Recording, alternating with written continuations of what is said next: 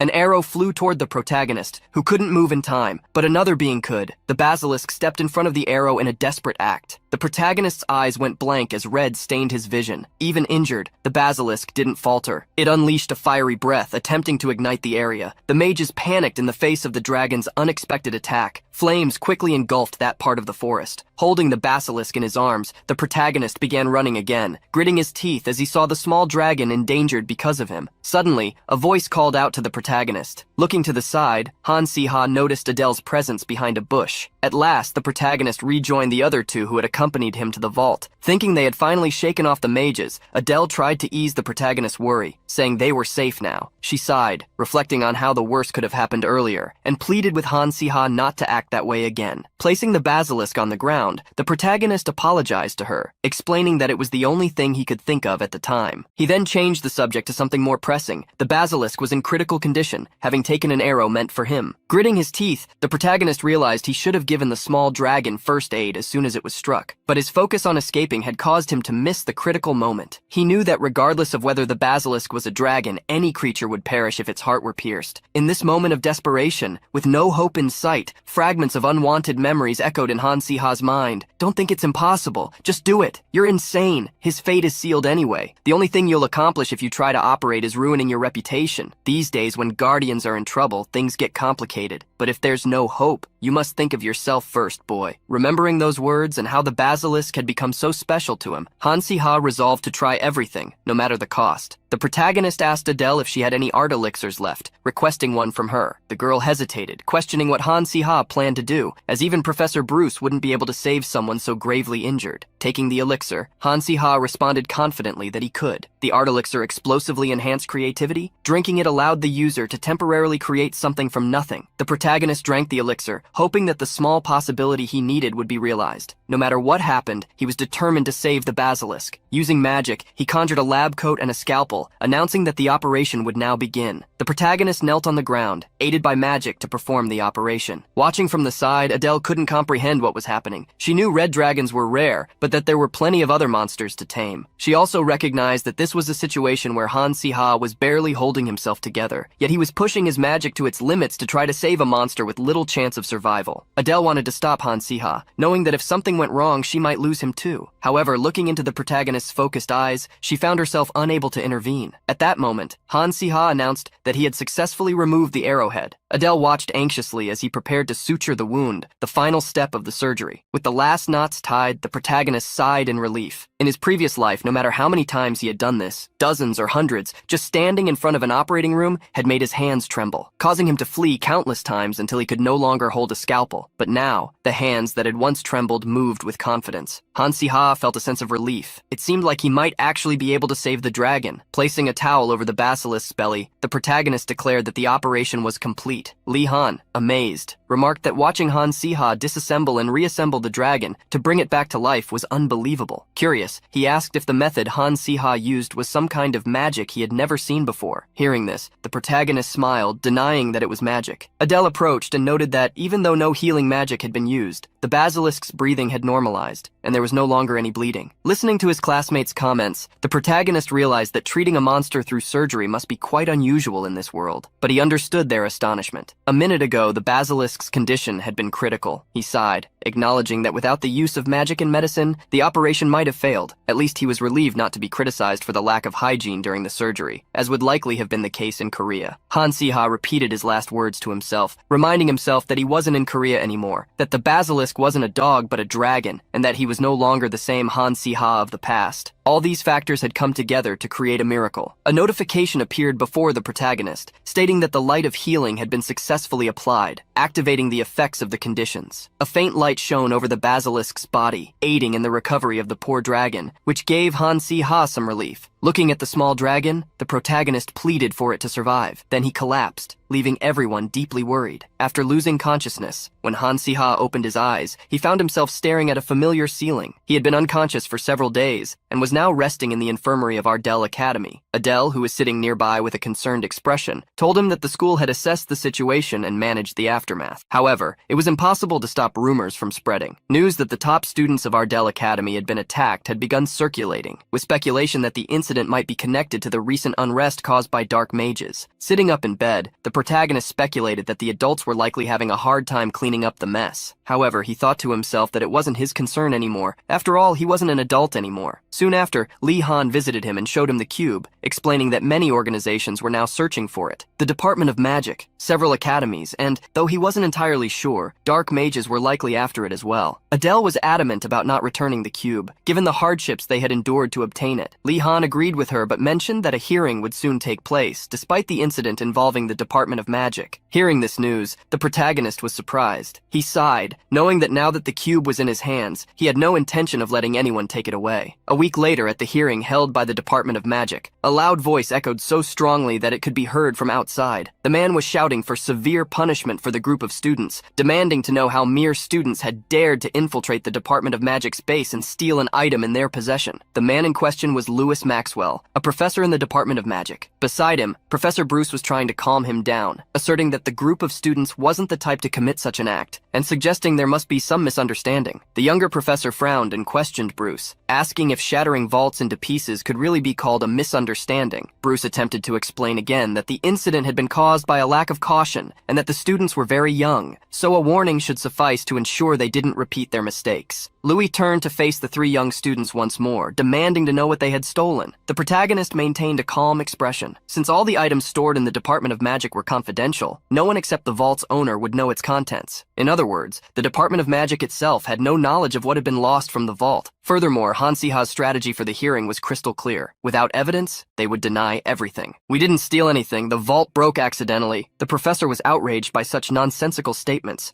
The protagonist stuck to the same strategy. "We got lost. While casting a detection spell to find our way, we accidentally hit the vault." The professor grew agitated, demanding to know where the protagonist had come up with such blatant lies, and revealed to the judge that the vault had been emptied. He continued his argument, pointing out the property damage and the incidence of missing items on the third underground floor, emphasizing that the only outsiders to access the area were the students. He asked everyone present if they really needed more evidence. Amidst the confusion, the judge stated that they would need to wait for the vault's owner to arrive, as his presence had been requested as a witness, and he was expected shortly. Just as the judge spoke, the door opened.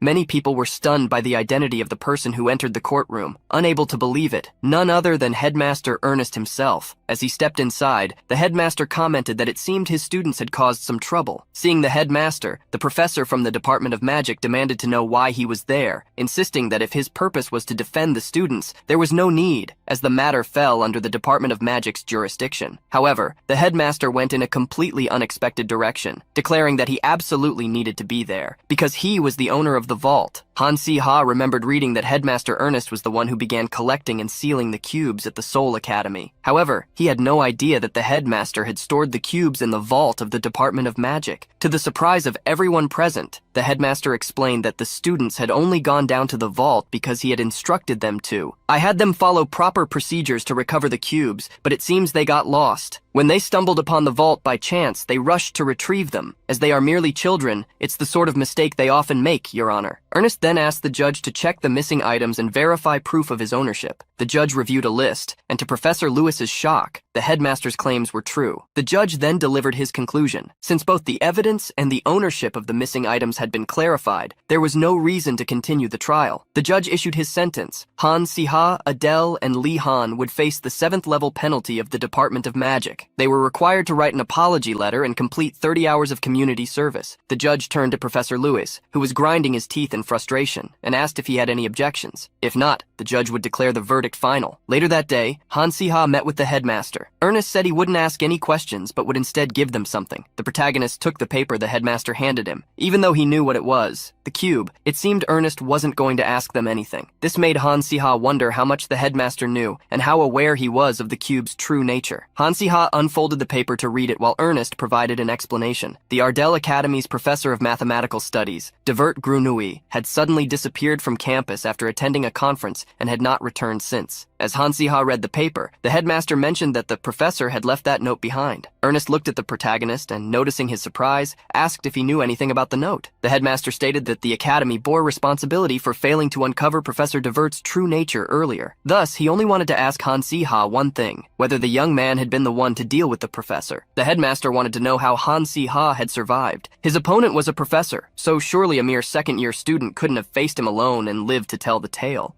Protagonist smiled and replied that as a tamer, if he had survived, it was thanks to someone else. Han Si-ha expressed deep gratitude to his partner Basil, and for being so fortunate. Ernest dismissed the notion of luck, attributing the protagonist's success to his talent. The protagonist thanked him for the compliment, but the headmaster clarified that it wasn't just casual praise, it was heartfelt. The headmaster remarked that they would soon see whether he was overestimating Han Si-ha or not, once he deciphered the note. The protagonist looked at the paper in the headmaster's hand, noting to himself that it didn't seem like a code. It was filled with mathematical formulas. Ernest explained that he had found the note on Professor Grunowy's bookshelf. As expected from the professor, the writings were in arithmetic codes, which made no sense to him. The headmaster expressed his belief that Han Si-ha might be able to solve it. The protagonist felt the weight of the headmaster's expectations, but speculated that, if the code had been left by a dark mage disguised as a professor, it might reveal the location of another cube. Holding the paper, Han Si-ha requested time to analyze it. The headmaster smiled, thinking to himself that this was precisely the attitude Han Si-ha should have. He observed the young man's composed demeanor, facing an immense challenge with calm determination, as if saying he would do his best even if the outcome amounted to nothing. Han Si-ha's resolve made Ernest believe the young man could inspire doubt in anyone who underestimated him. In another room, a young woman asked Li Han how his project with Han Si-ha was progressing, especially after all the unexpected events. Li Han looked down, admitting that he still didn't trust Han Si-ha. He said the protagonist still seemed suspicious to him. The young woman, her face veiled, placed one hand on a crystal ball while holding a piece of food with the other. She asked Li Han to consider how many times he had come to her asking about Han Si-ha since the beginning of the semester. Smiling, she teased him, asking if he hadn't already revealed all his cards to Han Si-ha. Startled by her remark, Li Han asked who had told her that. The young woman gazed at the crystal ball and replied that it had been her, Bjolnum. In the end, Li Han admitted to himself that he had received good advice about the cube's location, so revealing all his cards hadn't been entirely wrong. However, Li Han told the young woman that the way Han Si-ha had behaved in their first year was extremely suspicious, so much so that it wouldn't have surprised him if Han Si-ha had turned into a dark mage at any moment. Yet Han Si-ha had changed completely in their second year. Li Han mentioned that spending more time with Han Si-ha made him think he couldn't be all that bad, though it would be a different story if they were talking about possible betrayal. Listening to Li Han's story, the young woman finished chewing her bread. She smiled as she pulled back her hood,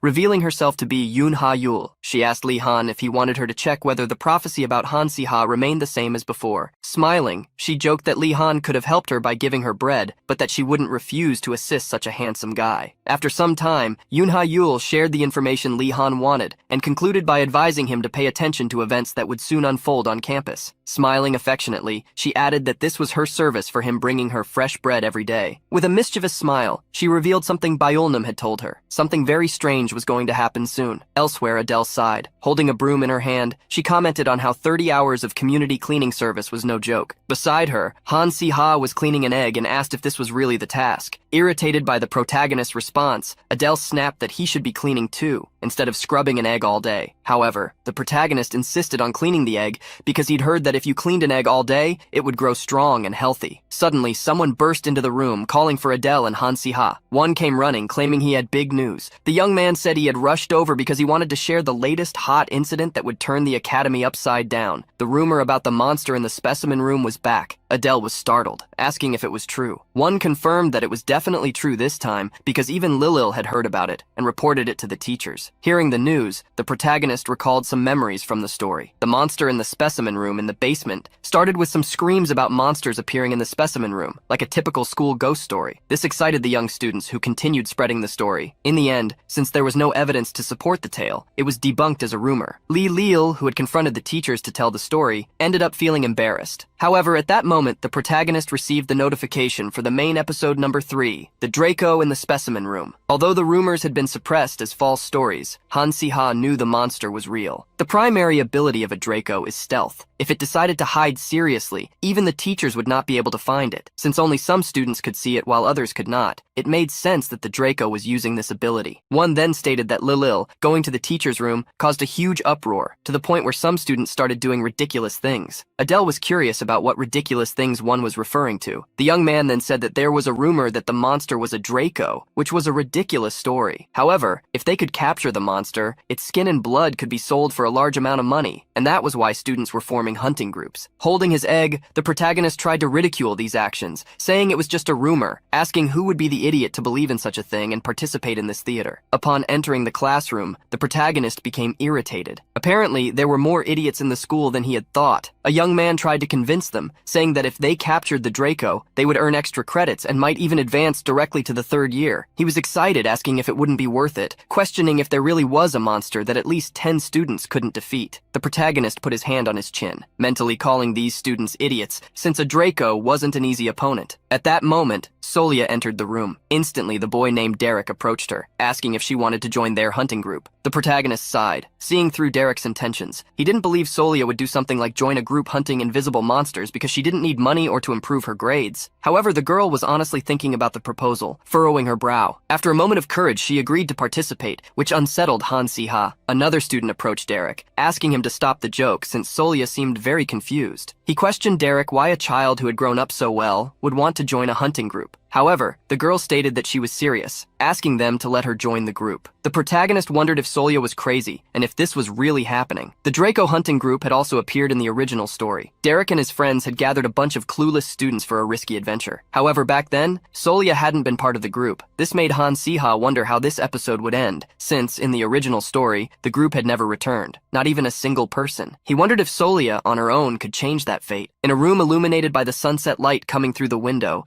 Solia was writing on some papers. Her focused gaze seemed to have a touch of melancholy. Stopping her notes, she sighed. She remembered her father's words. Purification magic came from a pure heart. She had never forgotten such words. A noble-born powerful, and a pure mage who built the family with magic. She still remembered what he always said. "My daughter, the way to become a noble mage is to remain unshakable in any situation, not to show weakness to your enemies, and to approach magic without greed." However, at that moment, Solia secretly apologized to her father. She didn't know if she could follow his words. Now that the family had lost its prestige, the family he had been so proud of, the family she was born into, the only way to restore the Arcanant family would be if she became a mage. Still, for the first time, Solia lost the top ranking she had always held firmly to that boy, Han Si-ha. She remembered how she had barely survived in Ardell thanks to her tireless efforts and research in magic. However, now, everything she had done until then no longer seemed enough. She didn't feel confident that she could defeat Han Si-ha in the final assessments to come. However, Solia knew that if she joined the Draco subjugation team and earned extra points, she might have a small chance of winning. Dracos were cautious monsters, but weak to light and fire. Since they performed better in the dark, they would likely roam the specimen room in the underground. From what Solia had observed, there were no great talents among the kids on the subjugation team. When the Draco actually appeared, it would be a miracle if they didn't get in the way, let alone help. Thus, Solia saw this situation as a chance to cement her position as the Mage of Light once again, as she had the best compatibility when it came to fighting Dracos. The girl desperately wanted to seize this opportunity with her own hands. However, it seemed impossible. At least for Yoon Ha-yul, it was impossible for Solia to capture the Draco alone. That's what she was telling the protagonist, who asked again to confirm. Ha-yul said that her predictions were costly, so a piece of bread wouldn't be enough for another question. So Han Si-ha handed her a bag of bread. Yoon Ha-yul became curious as to why the protagonist suddenly wanted a prediction about Solia. She suddenly jumped up, asking if the protagonist liked her. Han Si-ha quickly denied, saying it was not what she was thinking. In fact, Solia had been his favorite character when Han Si-ha was reading the work, but that was only when he was a reader. Now he just wanted to prevent one of the main characters from being eliminated so early in the story. Recalling Ha-yul's words, the protagonist gazed thoughtfully at the sunset. After thinking for a moment, he made a decision. That night, amidst the darkness, Solia was using light magic to create a barrier. The wings of the Draco struck violently against the girl's light barrier, with a powerful impact. Solia's barrier cracked, creating a hole. She realized that if she hadn't created the barrier in time, she couldn't imagine the damage she would have suffered. Seeing what was happening, someone said they should stop. Solia looked back and saw a girl saying that they had already lost 2 people in the subjugation team, and that no one had known the specimen room would be so dark, which made the Draco stronger. The young girl pleaded for them to leave. Derek, however, refused to leave. He hurriedly argued that they had already set traps all over the specimen room and they couldn't leave now. If they could make the Draco step on at least one of them, that would be the end of it. However, someone confronted Derek, saying that since earlier, the Draco had been attacking them while avoiding the traps, as if it knew what they were. Derek thought this made no sense, as he believed Dracos didn't have high intelligence. Quickly, the group began to argue, destabilizing their mental state and preparation. At that moment, the Draco took advantage of the group's distraction, running between them and attacking. Derek fell to the ground, unable to believe what was happening. To him, it made no sense unless someone was controlling the Draco. And just as Derek suspected, in the middle of the darkness, there was a student, Hughes Stancer, the 5th-year tamer. The professors had always neglected the specimen room, and the irresponsible students entered it on their own. Hughes believed that the mages of Ardell Academy were all fools, and that no one in that school would figure out that the Draco was actually being controlled by a tamer. Hughes blamed Ardell Academy for crushing the Dark Mages group in the magical war that had happened 15 years earlier. Now, he was seeking revenge for the father he had lost in that war. The fifth-year Tamer wanted to see the faces of despair on each of the Academy members as they faced him. Kneeling and trembling, Solia realized she was the only student still able to move. At first, she had thought she could fight alone, but now she wondered what she could do, how she could win. Raising her wand to create light, she strained. Even if she couldn't win, she didn't want to perish in that place, even if she had to use all of her remaining magical power. With her wand, the young girl focused all her magical power to create a light spell and try to call for help. At that moment, a voice came from behind her. "Hey, aren't you pushing yourself too hard?" The voice's owner quickly grabbed Solia, who could no longer stand. Looking up, the young girl realized it was the boy she had been trying to surpass, Han Si-ha. Holding Solia, the protagonist instructed her to save her magical power, as everyone else had already fallen, and she was the only one with the light attribute capable of fighting. He asked her to be ready to use her magic at any moment. Ignoring the instructions, the young girl questioned the protagonist about when he had arrived there. The protagonist observed the movements of the Draco. They matched perfectly, as if someone were controlling it from behind. No matter how skillfully they tried to hide the signs of domination, monsters of the same type could always recognize each other. The protagonist smiled excitedly. Now he wanted to compete. He wanted to find out who among the two tamers was superior. Suddenly, the protagonist threw something toward the Draco, telling it to eat. The Draco was surprised, but quickly grabbed whatever Han Si-ha had thrown at it. Hughes didn't understand what had happened. He wondered why the Draco wasn't following his control. The protagonist was laughing, as he knew the basics of taming, understanding and using the habits of monsters. The habit of a Draco was to bite anything that moved quickly. However, one thing they didn't do was be cautious when eating something offered by others. Seeing the bitter expression on the Draco's face, the protagonist wondered what it thought of the taste of the dizziness-inducing orb. He celebrated as he realized the Draco was suffering a reaction that made it dizzy. With that, the perfect moment arrived to use Solia. The protagonist quickly called to the girl, instructing her to aim for the Draco's heart. Solia drew her wand, and holding it with both hands, began infusing her magical power into it, causing a light to appear at its tip. In the next instant, Solia attacked the Draco with a light spell. A lightning bolt struck the confused Draco, hitting it squarely. Seeing his pet being struck, hatred grew within Hughes. He placed his hand on his face, wondering how this had happened. The connection between him and the Draco had been severed at that moment, which would cause the Draco to enter a berserk state. Hughes became fearful, as at this level, even he would be in danger. Seeing no other option, Hughes decided to act. Originally, he hadn't wanted to do this as it would overburden his body, but now he was using the power of dark magic to forcefully tame the monster. The energy surrounded the Draco, whose eyes had turned red. Quickly, Solia noticed that something was wrong with the Draco. It was in an even worse state. The protagonist quickly realized the presence of dark magic around the monster. This led him to deduce that the tamer must be a dark mage. He clicked his tongue, feeling that everything had been under control up until that point, but he never expected this variable. At that moment, a notification appeared for Han Si-ha. The message stated that he had awakened a new ability and asked if he wanted to use the new ability, the Tamer's Touch. Receiving a skill suddenly, Han Si-ha was surprised. A stream of data energy appeared around him, enhancing his forced affinity several times over. He received another notification, stating that the Draco in the specimen room had an owner but could be taken. The protagonist was surprised to learn that he could tame someone else's pet. A question appeared in the form of a window, asking if he would like to temporarily tame the Draco from the specimen room. Two buttons, accept and decline, appeared for him to click. The protagonist smiled, seeing no reason to refuse. Clicking the yes button, he wondered if it would really work. An energy passed through him, causing his eye to turn gold, just like the Draco's, creating a bond between them. A large seal appeared, lighting up the room as Han Si-ha extended his hand toward the enormous Draco, several times larger than him. With that, Han Si-ha successfully tamed the Draco. The great creature lowered its head toward the protagonist, accepting his affection. Solia watched the scene in surprise, wondering why the Draco had become so obedient all of a sudden. She then realized what had happened and asked Han Si-ha if he had tamed the beast. The protagonist sighed, revealing that she had guessed correctly. He looked in the direction of the light mage and made a comment. "Seems like I get along really well with reptiles, don't I?" Seeing his Draco being tamed by someone else, Hughes couldn't believe it. He had put so much effort into taming such a creature. Furious, he released dark magic with his hand, shouting, "That Draco is mine!" Suddenly, the Draco raised its head, making Han Si-ha panic and wonder if his control had failed. The Draco moved toward Hughes, much to his delight. The timer was already celebrating, declaring himself the master of the beast. However, in the next moment, the Draco bit Hughes, to the surprise of both Han Si-ha and Solia. The Draco didn't swallow him, but slobbered all over Hughes in the process. Solia screamed in disgust at the sight, and the protagonist quickly ordered the Draco to spit the disgusting man out of its mouth. After the Draco subdued the exhausted veteran Hughes, worn out from overusing dark magic, the situation was quickly resolved. The director, who arrived after the report, appeared shocked to learn that another dark mage was active at the academy. He approached the protagonist, commenting that apparently the dark mages hiding in the school wouldn't stop their actions. The director thanked the protagonist for the hard work he had done. Those who had participated in the Draco subjugation were punished, while Han Si-ha received gratitude for saving the students' lives. He also received a reward from his parents. The protagonist received a hefty sack of money, which was expected from a wealthy family. Anyway, while in his room, the protagonist decided to analyze the new skill he had obtained. This was a skill he had never seen in the story, which left him somewhat confused. The Tamer's touch temporarily allowed him to tame a monster during a battle, rapidly increasing the affinity. However, he could only tame one monster at a time, and there was a 3-hour cooldown for the skill, plus it only worked on monsters up to 10 levels below his own. Han Si-ha thought it was strange to receive this skill, instead of Basilisk getting it. He thought it would have been interesting to have tested this skill a bit more on the Draco he had tamed, but in any case, it was a limited-time ability. And above all, Basilisk hated the Draco. Therefore, Han Si-ha had to hand it over to the professors. With Basilisk fighting with him, the protagonist had to pet him to assure him that he wasn't betraying him. However, Han Si-ha gained something extra besides the skill after this battle. He received a reward for completing the 3rd main episode. He got a random reward box, ranging from grade D to grade A. He was quite excited to open the box. The small chest appeared before him. He closed his eyes as he prepared to open it. Despite his anxiety, he wasn't asking for much, but hoped that, even if it wasn't a grade A prize, it would at least be a grade B1. With the chest glowing, Han Si-ha opened it to check the reward. The protagonist received a subspace bag, a grade A item, from the random box. He grabbed the bag excitedly, as it was even better than he had expected. Although it wasn't useful in combat, it would be extremely helpful in his daily life. Han Si-ha knew that if he were to buy such a bag, it wouldn't cost just a few gold coins. A notification appeared before the protagonist, informing him of an additional reward. It was a bonus for minimizing casualties. The notification asked him to look inside the bag to receive the reward. The protagonist was surprised to be receiving an extra reward, but understood what was happening. In the original subjugation team, no one had returned alive. However, this time, even the severely injured students were quickly treated and survived. Han Si-ha opened the bag and turned it upside down to let his extra reward fall onto the table. When he looked, he realized that his extra reward was a folded red card. He picked up the card, wondering if it was a note. Upon reading it more closely, he realized it contained mathematical writings. The protagonist quickly realized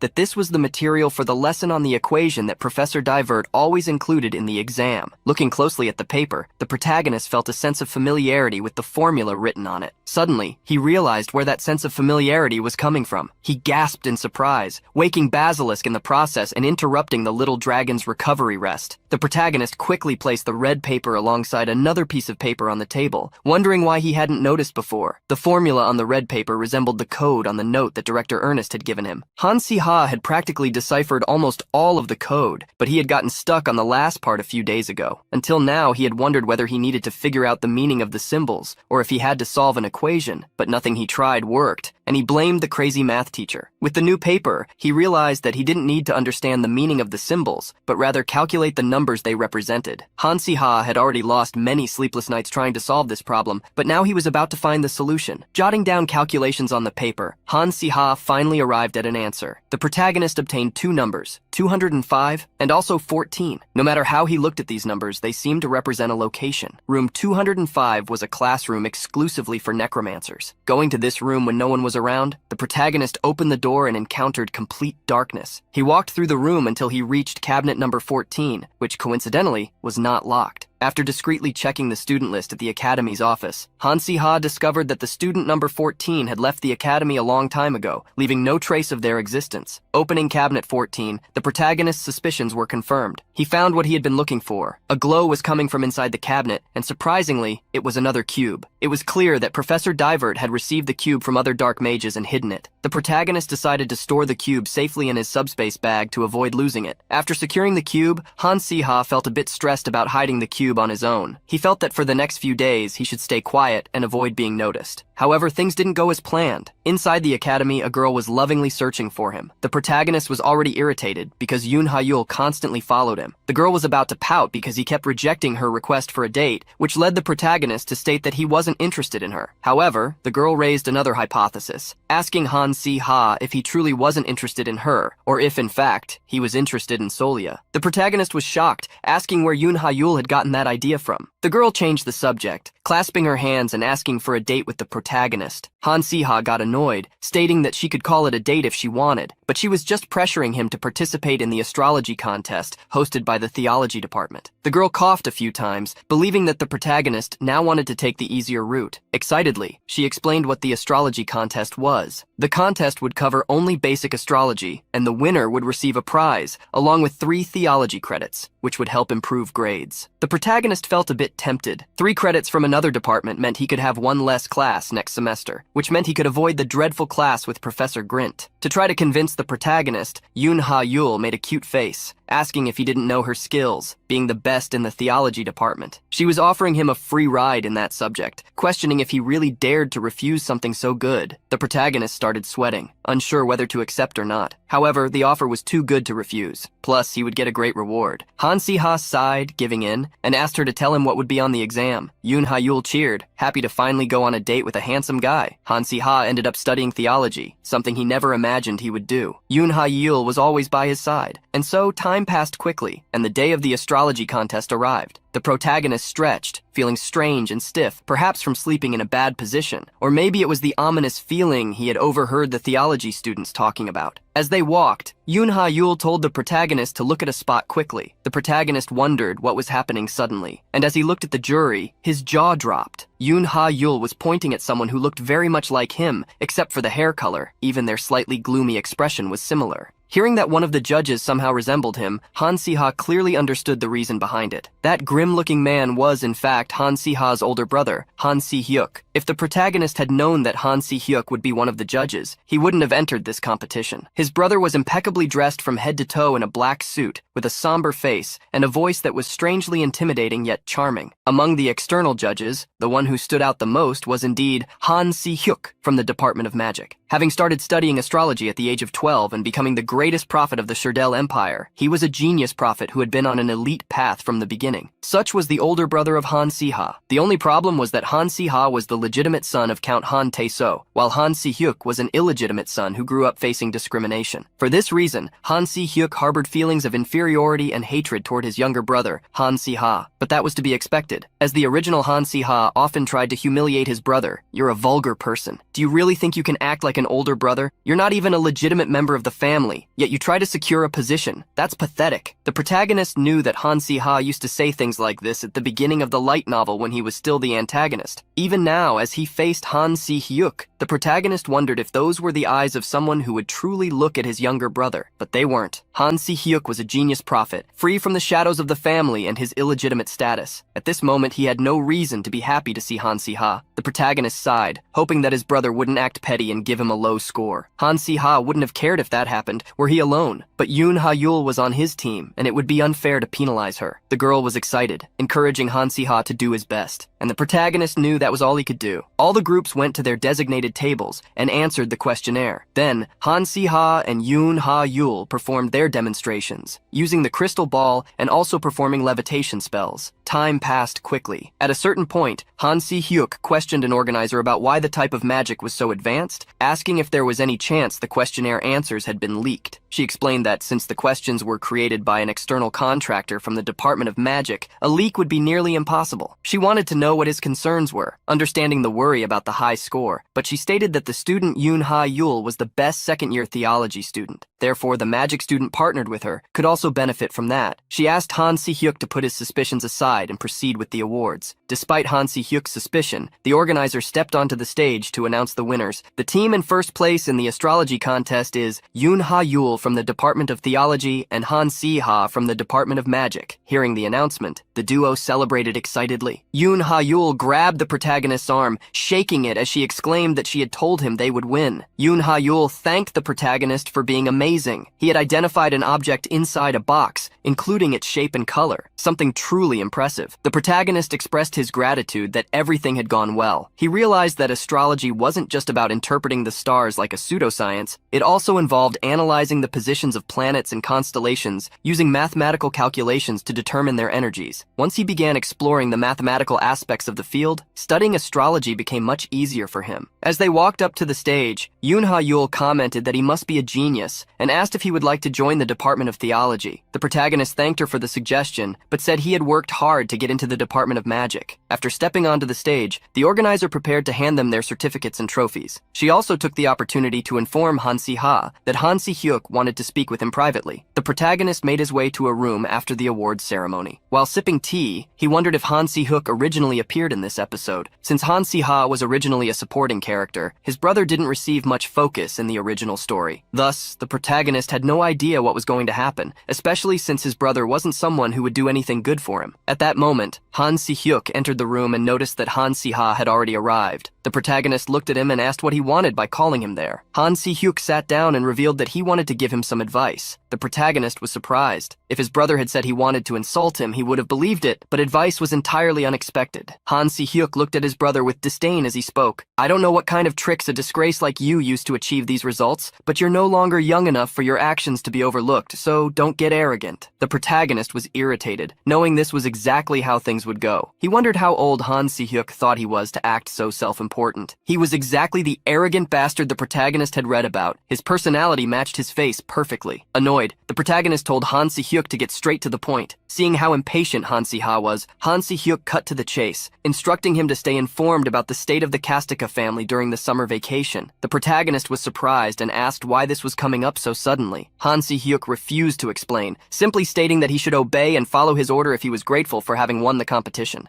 Hearing the man speak as if he had handed him the prize, rather than the protagonist earning it together with Ha-yul through their own efforts, the protagonist grew irritated. Han Si-hyuk didn't want to drag the conversation out and told the protagonist to leave. The protagonist stood up, realizing that the bastard was already kicking him out as soon as he finished speaking. Typical of him. As he left the room, the protagonist wondered what was wrong with that guy. After Han Si-hyuk left, a few days passed, and the final exams of the first semester ended, with the vacation just a few days away. Holding a book on magical practices, the protagonist tossed it aside, wanting to forget about it. He had earned enough credits with the astrology competition, so he'd be skipping Professor Grint's classes in the second semester. At that moment, someone entered the protagonist's room, asking how the exams went. Adela greeted him with a cheerful smile, waving at him. The protagonist replied that he did well and asked about her. Adela said that, of course, she had done well. Adela approached the protagonist and asked about the suitcases by his side. Han Si-ha then revealed that he was planning to go home for the holidays. Hearing this, Adela became curious and asked if he was on good terms with his family again. She thought it was great that the situation seemed to have improved. The protagonist didn't want to tell her that they weren't exactly on good terms or happy to see each other. He only remembered that he was going home because of his older brother. Since Han Si-hyuk had insisted, Han Si-ha decided to listen to him this time. The protagonist then asked Adela if she was also going home. She said they wouldn't be too thrilled if she went back, so she'd be staying in the dormitory. Despite her words, Han Si-ha felt the situation was probably a bit different. Adela's family background had never been mentioned in the original story, and she had always lived alone. Therefore, since she didn't show much emotion, it was hard to tell what was really on her mind. The protagonist sighed and bid farewell to Adela, saying they'd see each other after the holidays in a month. To return home, Han Si-ha took a train. The trip was smooth, allowing him to arrive quickly. Standing before the large white building, Han Si-ha was left speechless. He was impressed to see the place in person, realizing that the original Han Si-ha was practically a magnate. Entering the property, he wondered why the original Han Si-ha wasted time studying dark magic. If it were him, he would prefer to live a peaceful life until graduation. Upon meeting the butler, Han Si-ha gave a slight bow and greeting, informing him that he had returned. The butler, however, misunderstood and asked Han Si-ha to wait a moment, as there was an order from the count, "Do not enter yet, not until I give permission." Hearing the butler reveal his father's order, Han Si-ha's jaw nearly dropped as he questioned whether he was truly going to be treated this way. He couldn't believe that his father was treating a son who had returned after a year and a half in such a manner. The afternoon passed quickly, and sunset arrived. As Han Si-ha sat on one of the entrance steps, a few maids whispered among themselves, surprised that he was still waiting there. One remarked on how persistent he was, saying that if it were her, she would have already found somewhere else to stay. Han Si-ha blushed. He could hear them perfectly. At that moment, the door behind Han Si-ha opened. The protagonist turned around, wondering if the person approaching him was Count Han Tae-so, Han Si-ha's father. The man looked at Han Si-ha and welcomed him, inviting him inside. The protagonist was surprised, wondering if he was really being allowed in so suddenly. Once inside the enormous mansion, Han Si-ha noticed the polished floors and sat at a table as large as his dorm room at the academy. While they ate, Han Tae-so revealed that he had heard the Minister of Magic was involved in a scandal that led to a trial, demanding Han Si-ha report the details. The protagonist now understood why he had been left outside. He had thought his father might have changed his attitude after hearing about his improved grades, but it seemed Han Tae-so suspected he was involved in another incident and was punishing him. Still, it was a reasonable assumption, as expected of Count Han Tae-so. Calmly cutting his piece of meat, Han Si-ha replied, "You're quick to catch strange news, but slow with other matters. I can guess the source of the information." Han Si-ha then glanced at a servant who flinched in fear. Seeing this reaction, the protagonist realized the news about him had been distorted. Faced with Han Tae-so's surprise at the way Han Si-ha spoke, the protagonist added with a slight provocation, "Besides, what kind of father wouldn't be curious why his son visited the Ministry of Magic?" Hearing Han Si-ha's remark, Han Tae-so shot him a sharp glare, asking if he dared lecture him.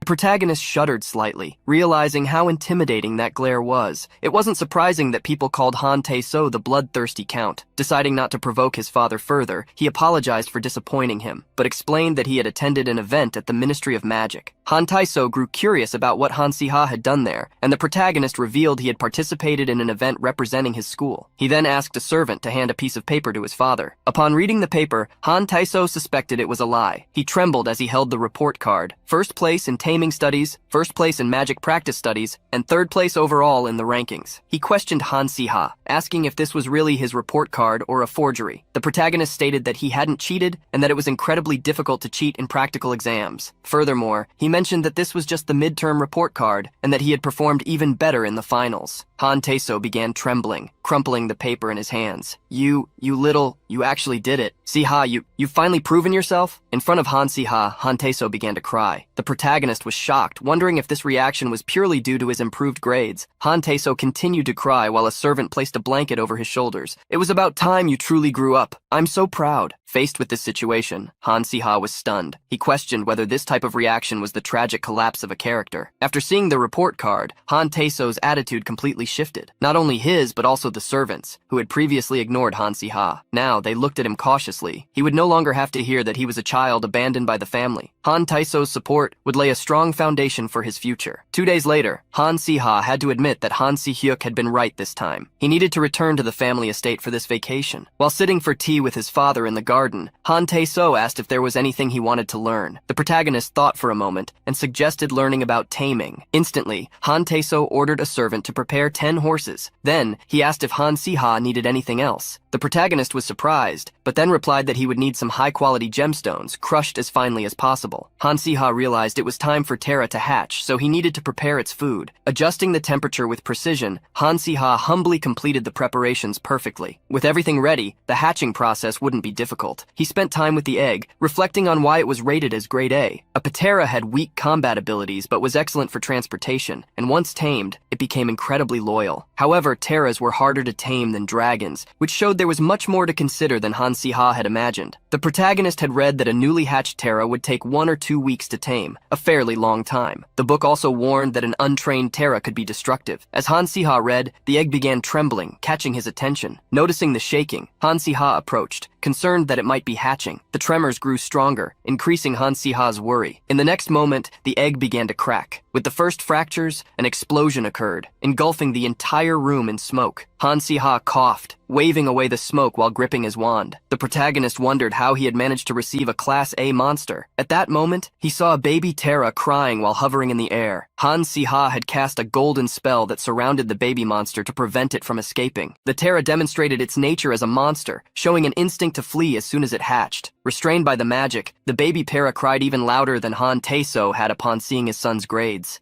Exhausted, the protagonist sat on the floor. The strength of a newborn monster only an hour old was extraordinary. Even bound by magic, if the Terra managed to break free by force, it would be a disaster. Han Si-ha was grateful for his magical affinity, which allowed him to tame most monsters easily. However, the Terra seemed unresponsive to him from the moment it was born. Han Si-ha decided to approach the situation differently. He chose to soothe the monster, which was unsettled by its unfamiliar surroundings. Instead of using a sleep spell, he opted for a hypnosis spell. Pointing his wand at the Terra, the protagonist cast the spell. Once hit, the little creature began to calm down. The protagonist was relieved that his plan had worked. As the Terra lay on the ground, calmer, Han Si-ha decided it was time to place his mark on it. He held the Terra close to try to form a contract with it. The key to convincing the Terra to accept the contract was making it believe he wouldn't harm it. Han Si-ha drew from his past life experiences. He gently stroked the creature, helping it relax further. He knew he couldn't tame the Terra in a single attempt, so he resolved to stick to his plan for another week. Spending a week taming the Terra didn't seem like a problem. It was summer vacation, and Han Si-ha had plenty of free time. Besides, the chaotic room he was in was still his own. After dedicating all his time to taming the Terra and finally succeeding, everyone was astonished by the news. The protagonist's roommate asked if he realized how incredible this was. Even the most experienced tamers could manage a maximum of 3 monsters. It was astounding that he,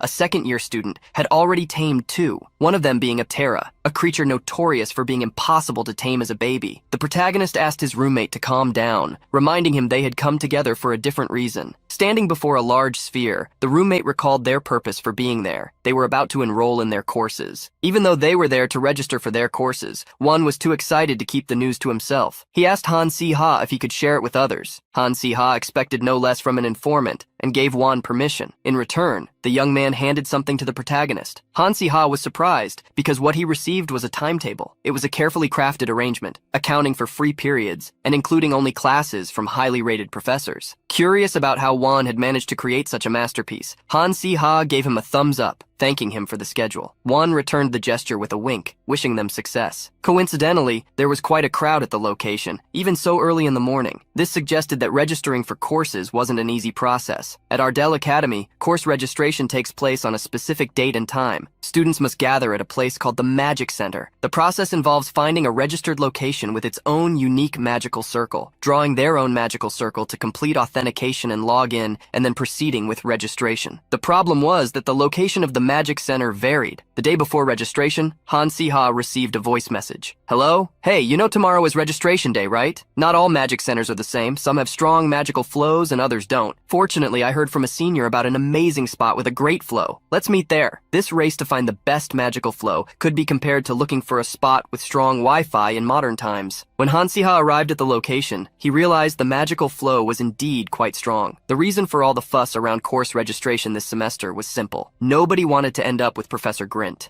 Standing beside Han Si-ha, one warned him that only 10 seconds remained until the Magic Center opened. A countdown began, and as it was about to end, Han Si-ha, along with all the other students, received a notification. The Magic Center for course registration was now active. All the students began clicking to access the registration page and frantically searched for their desired classes. The protagonist scoffed internally, watching how frustrated the students were with the slow pace of course selection. On the other hand, Han Si-ha, who had been studying the academy for 6 years, knew better than anyone which classes to choose, making his selections faster than the rest. In the midst of the chaos, Han Si-ha demonstrated remarkable precision and speed. He selected the classes he needed and abandoned the ones he didn't want. After some time, Han Si-ha had already finalized his schedule. Beside him, one showed visible frustration, admitting that he had panicked at the last moment and ended up stuck with classes taught by Professor Grint. After sharing his struggles, one asked how Han Si-ha had fared. Han Si-ha smiled and revealed that he had managed to secure all the best courses. One was impressed, saying he had never seen such a beautifully crafted and perfect schedule before. Curious, he asked how Han Si-ha had been able to select all the right classes and whether he had trained for it. The protagonist smirked, dismissing the idea. Then with a melancholic expression he replied, if you spend your years in a gaming cafe living only for that, you'll be able to do this. One grew concerned at Han Si-ha's response, baffled by his cryptic words, and asked what he meant. Even after the intense course registration event, the novel's relentless timeline didn't grant Han Si-ha any peace. As soon as he returned to the academy, the protagonist received a notification about the start of the 4th main episode. This episode revolved around the necromancy dormitory. The time limit wouldn't end until it was defeated, and the reward for completion was the staff of Ardell. However, failure was not an option.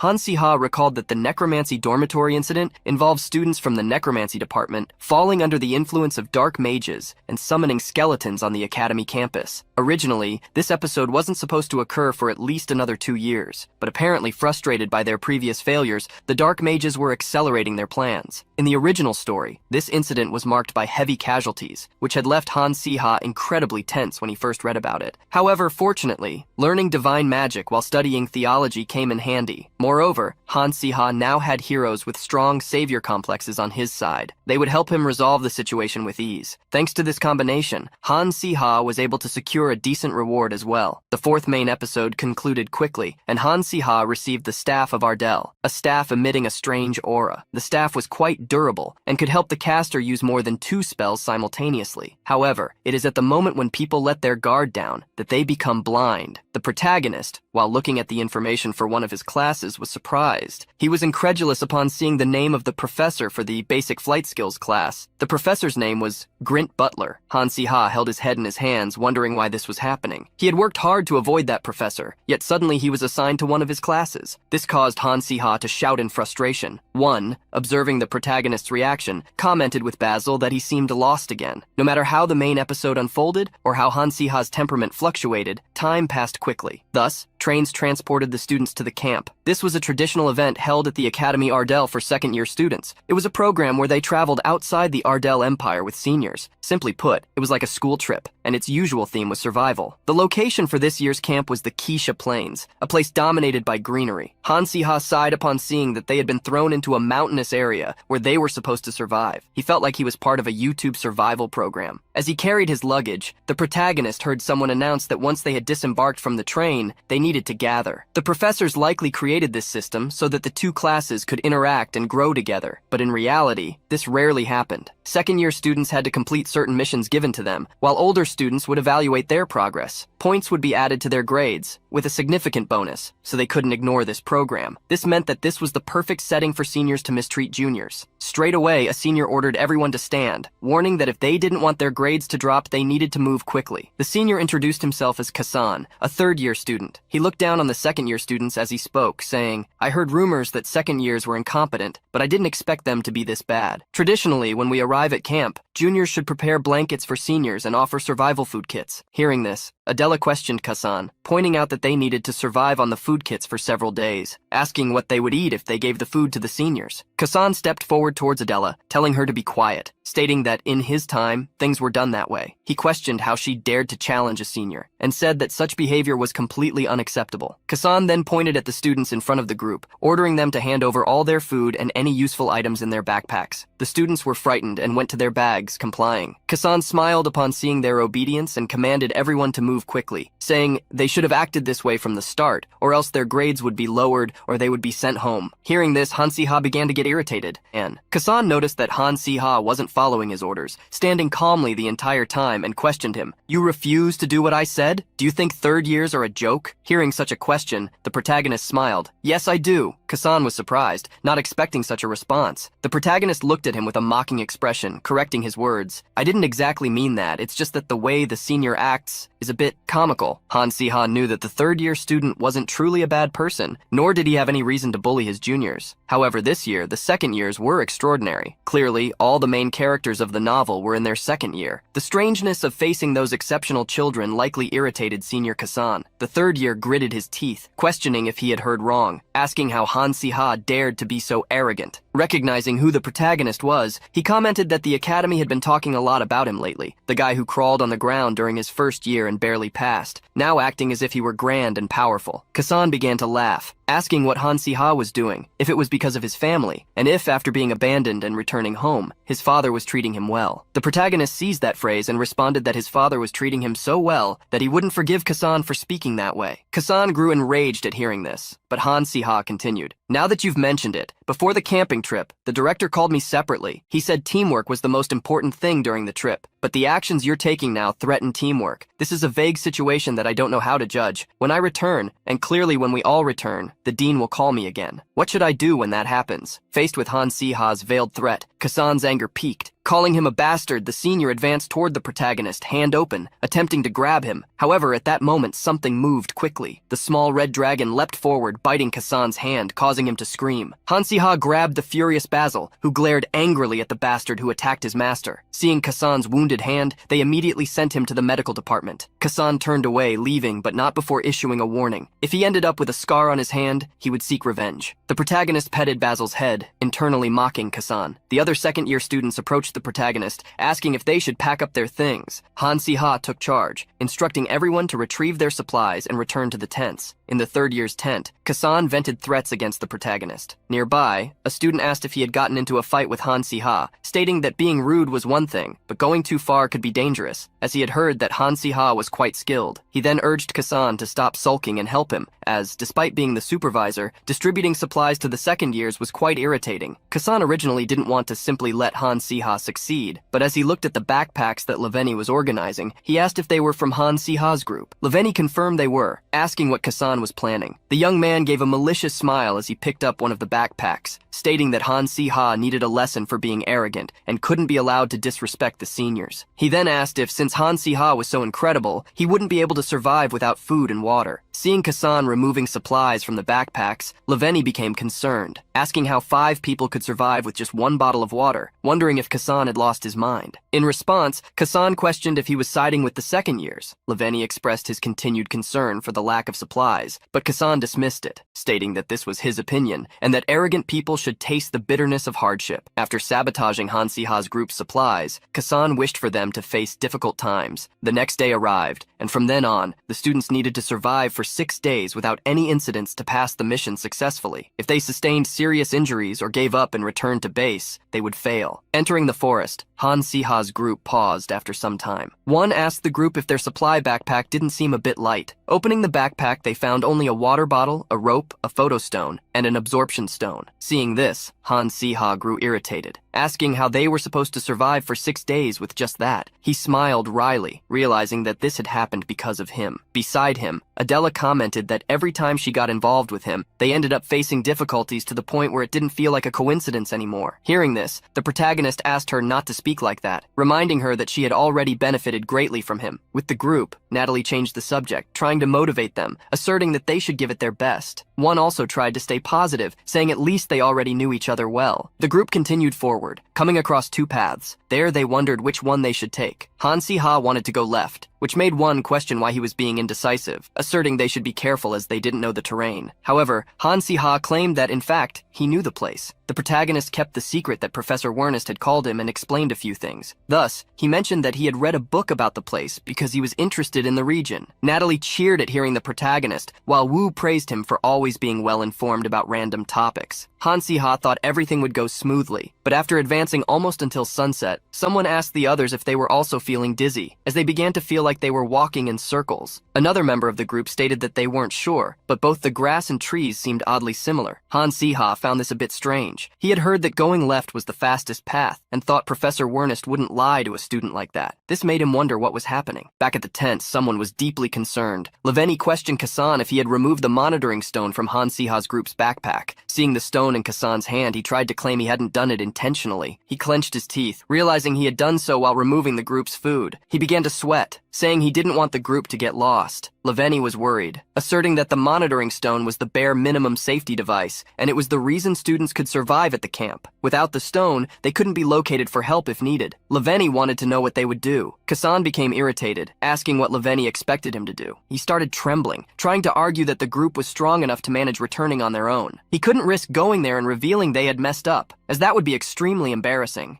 Kassan decided to wait for 3 days, telling Leveni not to do anything during that time. He hoped things would work out, as otherwise he and Leveni would be penalized. For them, the best-case scenario was for nothing to happen, and the group could leave safely. He simply wished that nothing would occur during those 3 days. However, the next night, Ronan received the notification for the 5th main episode, The Secret of Survival. He had the mission to uncover unknown secrets of the campsite within 7 days. Hansiha sighed but felt excited. Something definitely was about to happen, as what had been triggered was not a secondary episode, but a main one. Despite Despite this, Han Si-ha was concerned. The children with him hadn't eaten properly since the start of the mission, and they had also been walking all day, draining their energies. Furthermore, they realized they were walking in circles in the same spot due to an illusion magic cast over the terrain. Han Si-ha began to suspect. Magical illusions didn't occur naturally like a mirage, and there was no reason for the Academy Ardell to go so far to make students suffer like this on a camping trip. Trying to find a reason made Han Si-ha sigh. He had made so many enemies that he didn't know who he had angered now. While the other children were enjoying a pleasant field trip, eating their supplies and lighting campfires, his group had to focus on mere survival. In the midst of the protagonist's thoughts, Juan drew the group's attention, pointing to a cave. Adela was surprised to see the cave in that place, and asked if they had finally escaped the illusion magic. Juan celebrated the situation, as now they could seek shelter from the wind and rain and light a fire. However, at that moment, a sound of a pig was heard, causing Han Si-ha to become alert. A giant boar emerged from the cave, with blood-red, ferocious eyes. Juan and the rest of the group were stunned. In front of the massive boar, Juan commented, "Guys, it seems this cave already has an owner, doesn't it?" The boar, who seemingly lived in the cave, glared at the group. It snorted and slammed its hooves into the ground, giving a clear warning to the group. Behind Adela, the protagonist remarked that it seemed the boar was truly enraged. He then opened his backpack, revealing Basil, and stated that in the end, the beast was just a big pig. He asked if they couldn't simply take it down. Following the protagonist's command, Basil charged to attack the boar. Although still a young dragon, Basil was a legendary creature, capable of overpowering most mages. Han Si-ha didn't believe he would lose to a mere boar, but suddenly, Basil was thrown back. Han Si-ha wiped his proud expression away, wondering what had happened. He rushed to Basil's side, urging the little dragon to recover. Basil had a confused expression and a bruise on his forehead. His expression showed his surprise at being knocked out by a boar, despite his proud nature as a dragon. Han Si-ha quickly encouraged Basil to get back on his feet. Adela looked at the duo with a curious gaze, and then turned to face the boar, drawing her sword. Basil wouldn't be able to handle this, so I'll intervene. Leaping forward, Adela aimed to attack the boar from above. Her sword reflected the moonlight as she aimed directly for the monster's heart. Adela swung her sword, but when it struck the boar's hide, it didn't penetrate. She felt the boar's toughness and quickly pulled back, noting something was off with the beast and revealing what happened with her sword, likely a magically enhanced beast. Hearing Adela, Juan became terrified, asking how a magically enhanced creature could exist deep in the forest. That was what Han Si-ha also wanted to know. Seeing things becoming increasingly difficult, he realized there was no other choice. Turning to Basil, Han Si-ha asked if he had recovered. He invited Basil to try again. The little dragon was curious as to why they would attempt again after failing, and Han Si-ha concluded that they shouldn't repeat the same approach. He suggested using a technique they had been practicing recently. Hearing about the new technique, Basil became excited. Previously, Basil had used his breath as an area attack, but they had recently been training a technique that focused all of Basil's power into a single point. Normally, concentrated attacks on a single target were more powerful than area-based ones. Han Si-ha hadn't expected to test this attack so soon, but he would seize the opportunity. He then instructed Basil to demonstrate what they had been training. The little dragon focused, closing his eyes. Suddenly, he opened them, completing the channeling of his new attack. Flames mixed with lightning were launched at the boar. The attack, called Fire Sparks, engulfed the giant pig, attempting to reduce it to ashes. After the powerful attack subsided, the boar fell to the ground, roasted. Natalie was the first to approach the boar, followed closely by Juan. The young informant revealed he had never seen such an incredible attack before, asking if a newly hatched monster could really have such a strong strike. Natalie praised Basil, complimenting him for not being an ordinary baby dragon, which made the little dragon quite happy. In addition to defeating the threatening monster, something else happened. Before the boar on the ground, the protagonist asked if the group could smell it. He began drooling as he spoke. "Everyone, tonight's dinner will be roasted pork." Ultimately, despite hunting the boar, Han Si-ha was tasked with being the butcher to carve the meat for the group to eat. Though grumbling, Han Si-ha knew that among the group he was the only one who had studied anatomy properly. He became somewhat disheartened as he cut the pork, lamenting how all his studies led him to become a pig butcher. After some time, Han Si-ha joined the small campfire the group had made, asking if the preparation was ready. Natalie responded that Basil had helped light the fire. Several skewers of roasted pork were prepared and placed over the fire to cook. After some time, the roasted pork glowed on the skewers. Holding a skewer, Han Si-ha asked if they could start eating, and everyone happily responded affirmatively. One was the first to take a bite of the meat. He chewed thoroughly, and along with the others, almost melted with how delicious the pork was, far better than they had anticipated. One shed a tear, revealing he had thought they would be stuck. but now he felt like he was truly surviving. The protagonist knew they had spent the entire day without proper food or water, so one must have been very exhausted. After eating, the protagonist advised everyone to rest. He volunteered to scout the area a bit, while the others could arrange their sleeping bags near the fire. Afterward, Han-Si-Ha walked into the cave. He was contemplating what they should do the next day. He knew it would take some time before the academy would be alerted to the situation. Assuming the third years noticed something was off and informed the teachers, it would likely take at least a week before they came looking for them. He was worried that in the meantime, they might fall into more illusionary traps or encounter other strange things, like magically enhanced monsters like the wild boar. Han-Si-Ha sighed, feeling the need to take action, but unsure of what path to follow. At that moment, someone called out to Han-Si-Ha. Adela approached the protagonist, asking what he was thinking so deeply about. Seeing the young woman, the protagonist inquired why she had followed him, and she responded that she couldn't sleep. The protagonist pondered for a moment, and in the meantime, Adela pointed upwards, asking if they should look at the sky. Above their heads there was a large hole in the cave, where the starry sky could be seen, with even shooting stars falling. The young woman revealed that the shooting stars reminded her of something. She asked if he had ever heard that magic reflected a person's inner self. She mentioned that sometimes she wondered if, as a mage of the earth and a commoner, the ground was closer to her than the sky. She then asked Han-Si-Ha about his decision, why he had chosen to be a tamer, a job so unpopular. Faced with the question, the protagonist knew the right answer would be that he was a veterinarian in his past life and had woken up inside the novel that way, but that wasn't the answer he could give. Giving a flimsy excuse, Han-Si-Ha claimed it was so he could relax more easily and let others handle things for him. Adela playfully teased him, saying that was why he always had Basil do things in his place. After the joke, Adela looked at the protagonist with a meaningful gaze. Magic always sought those who desired it. It was an immutable law in this world. This made Han-Si-Ha wonder why Adela possessed such a powerful ability, one only slightly weaker compared to the protagonist of the novel. At that moment, Adela began to share her story. Han-Si-Ha, actually, I know why I became a mage. When I was young, before even learning about magic, my entire village was buried by the earth. Everything was buried, nothing was left behind. And then, everyone around started speculating, saying there was a black mage hidden in the village, or that the entire village was cursed. But none of that mattered to me. All that mattered was that the villagers, who had done nothing wrong, were gone without reason, in a single day leaving only me behind.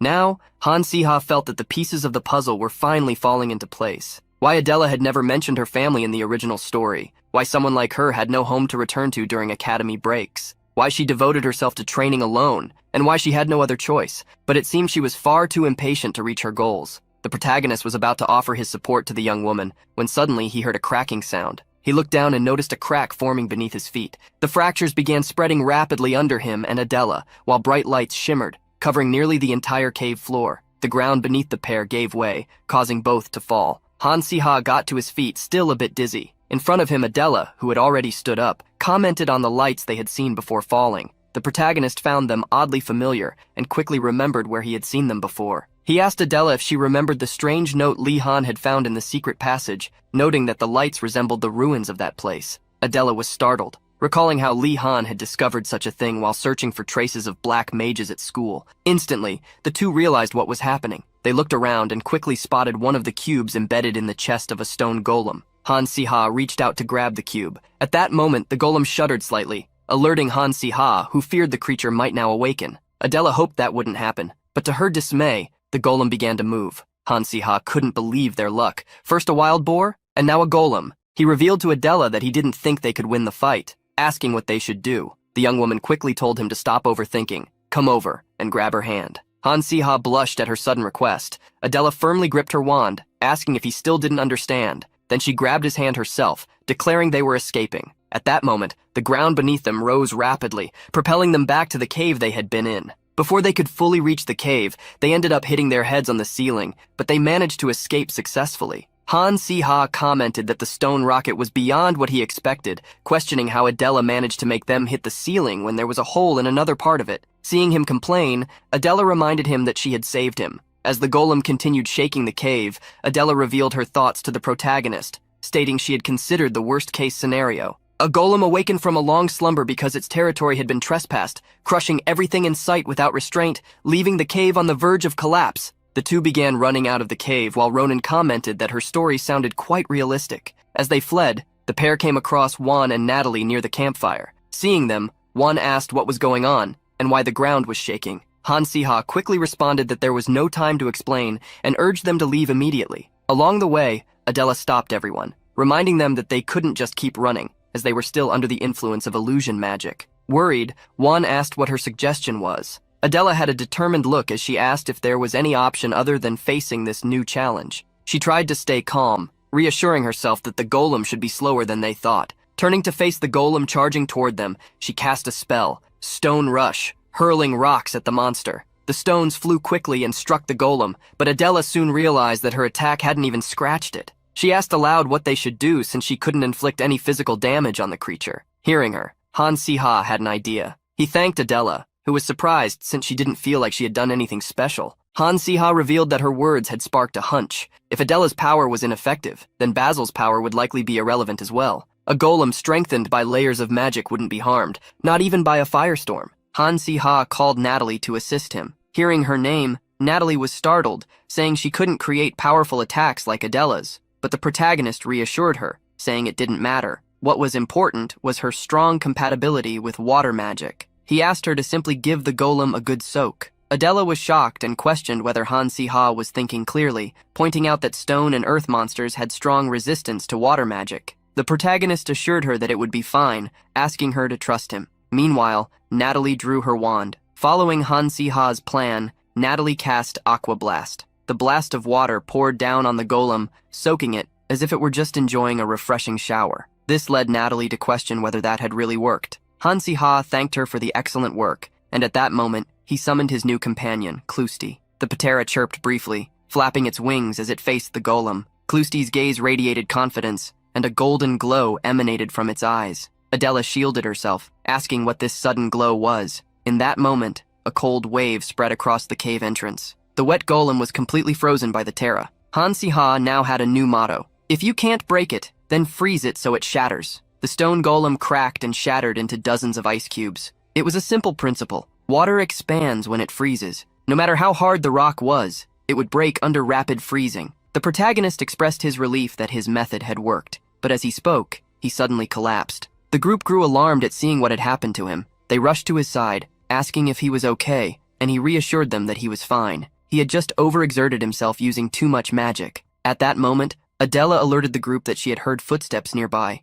Just then, Kassan and Leveni came running toward them. The duo stared at the shattered golem, asking what had happened. Seeing the arrival of the seniors, the group felt relieved, but Han Si-ha turned to face them, asking if anyone had something to say. Kassan trembled as he clasped his hands together, apologizing and admitting he was at fault, saying he hadn't expected things to escalate to this point. He explained that he hadn't removed the stone intentionally and had been very worried about them. Han Si-ha stared at the senior, wondering if he should hit him as punishment. With a sigh, he then gave Kassan a terrifying glare and said, "Forget it, but why don't you kneel already? I think that might help ease the tension." Kassan was startled, asking Han Si-ha what he was talking about. However, the group sided with Han Si-ha, urging the senior to kneel already. Reluctantly, Kassan complied, dropping to his knees and apologizing. With a somewhat half-hearted apology in the end, the Academy issued an emergency evacuation order, less than a week after the camp began. The magic used to capture the golem had been spectacular, so much so that every student in the forest, and even the Academy staff, learned something from the incident. In the end, everyone survived, so the situation would likely be resolved with the seniors receiving only demerits. The Academy staff announced they would investigate the sudden appearance of the wild boar and the golem as well, but Han Si-ha wasn't sure how deeply the Academy would probe into the matter. Back at the Academy, the protagonist showed Li-han the cube he had found. Li-han mentioned he had heard about what happened and noted that they must have gone through a lot. According to the original story, the third cube wasn't supposed to be found in that location. It should still have been in the hands of the Black Mages. As he handed the cube to Li-han, the protagonist reflected on his hypothesis. If that cube belonged to the Black Mages, they might have been secretly storing cubes in the forest. This would explain the illusion magic, the barriers surrounding the area, and even the wild boar and the golem. Hearing about the illusion magic, Li-han asked the protagonist if he had sensed anything unusual, like unknown magic, while walking through the forest. Adela, who was with him, confirmed that they had indeed felt something strange. Upon hearing this, Li-han remarked that such magic couldn't have been cast from a long distance. Adela began to ponder who in the forest could have been responsible for casting the magic. The protagonist grew increasingly concerned about the Black Mages. He couldn't shake the feeling that they were closing in on the group. At this rate, both the cube and the group's safety were in jeopardy. At that moment, something happened that Han Si-ha thought was perfect. The 6th main episode was announced, the Ardell Alliance. The mission was to protect the cube from the black mages, with a recommended team of 6 people. This was an episode Han Si-ha had been anticipating. It was also part of the original story, originally led by Lee Han, but there had been some issues in the original version. From this point forward, most of the cubes they started collecting would become targets of theft by a formidable enemy, the black mage Art. Art was a significant mid-tier boss, a master pickpocket skilled in detection and theft. Being a master thief meant that no matter how securely the cubes were stored or how many the group collected first, Art could effortlessly steal them. Since they had already collected more cubes than expected, including the last one, this was now the perfect time for Art to make his move. The protagonist asked to end the discussion there, and Lee Han agreed, assuming Han Si-ha was tired. Lee Han suggested that the protagonist rest. Han Si-ha considered following the instructions from the status window, but there was a critical question. Who should he bring? Walking through the academy, the protagonist thought about who the 5 members of the group, aside from himself, should be. He recalled the original lineup from the story: Lee Han, Adele, and Solia. In addition, Natalie, who had acted as the brains of the group in the original story, and Won, Lee Han's reliable support. However, the first person Han Si-ha thought of bringing wasn't one of those two. It was Yoon Ha-ul. In the original story, Yoon Ha-ul didn't learn about the cubes until much later, at least 2 years into the timeline. However, based on the dungeons Han Si-ha had already experienced with her, as well as the astrology competition, he knew Ha-ul was a prodigy. She never lost first place in her department, and every professor had their eyes on her. For the 5th spot, Han Si-ha considered Seymour, despite his unpredictable personality. Since escaping from prison with Han Si-ha's help, Seymour had not revived the Black Magic Club or caused any trouble. The boy had been living peacefully while keeping an eye on Han Si-ha. The protagonist knew Seymour had always been a kid with great potential, and, most importantly, was now in a state where he definitely wouldn't betray them. Han Si-ha had doubts about whether forming a team different from the original story was the right decision, but he couldn't let things unfold as they did in the original. If he wanted to survive this dark novel, he had to be properly prepared. If Han Si-ha could discover these children's powers as early as possible and guide them naturally into the center of the story, he might be able to achieve a different outcome. Han Si-ha decided to trust his instincts. Now that he had chosen the group members, he resolved to conduct a small experiment. The next day, Han Si-ha headed to an arid location. Entering a cave, he wondered if he was in the right place. The protagonist had entrusted in Han with keeping all the cubes they had collected in a desert where not even ants could be found nearby. Upon arriving, he wondered when Han would set up the magical traps and barriers. Reaching the location, the protagonist found the cubes and was relieved to see they were safe. He recalled the hardships and experiences he had to endure to collect the 3 cubes. The dark mages used only 5 cubes to extract magical power, but as someone who had read the original work, Han Si-ha knew a few additional details. These cubes weren't just channels for magical energy. They were objects that granted the bearer the necessary power, but demanded something in return. That's why, in the original story, Han sacrificed his vision because of these cubes, gaining enough power to win the final battle. However, Han Si-ha had no intention of ever using these cubes for himself. Still, Han Si-ha didn't think it would hurt to explore other ways to use the cubes. As the central focus of the story, items that every faction wanted to possess, Han Si-ha wondered if there might be a way to link the cubes, using them as a kind of magical battery. Setting those thoughts aside, Han Si-ha made up his mind to move forward with his current plan, taming the cubes. It sounded insane, but he wanted to give it a try. Thus, he started with the basics of taming, communication. Han Si-ha decided to talk to the cube. He called out to it,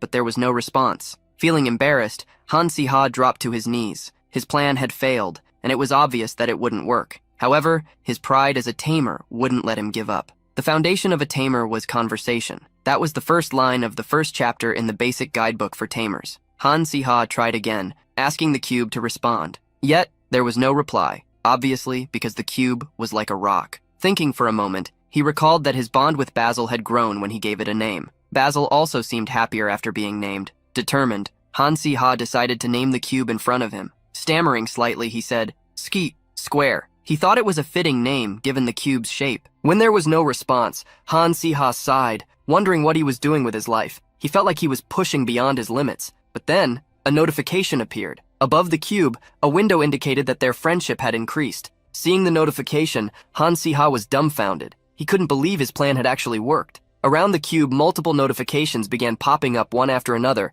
showing that their friendship was steadily increasing. The protagonist was even more incredulous, wondering why this rock was increasing its bond with him. After so many friendship notifications, the protagonist was asked if he wanted to tame Square. He quickly clicked the confirmation option. Of course, he wanted to. Han Si-ha then received a notification stating that Square had no thoughts. It was purely a lifeless creature. Following this, the cube's stats were revealed. It had 100 mana points and a special ability called Transfer. The protagonist was astonished by the cube's mana capacity. Even Basil, a dragon whose mana surpassed that of most monsters, only had 70 mana points. A 3-digit number was something even the dark mages would envy. At that moment, Han Si-ha realized that, in his amazement at taming the cube, he had forgotten something important. He had just accomplished something incredible. Thus began Han Si-ha's secret project, taming the cubes. Taming the first cube, Square, didn't take much time. However, starting with the second cube, the difficulty increased exponentially. The affinity between Han Si-ha and the cube only rose by fractions of a percent with each attempt.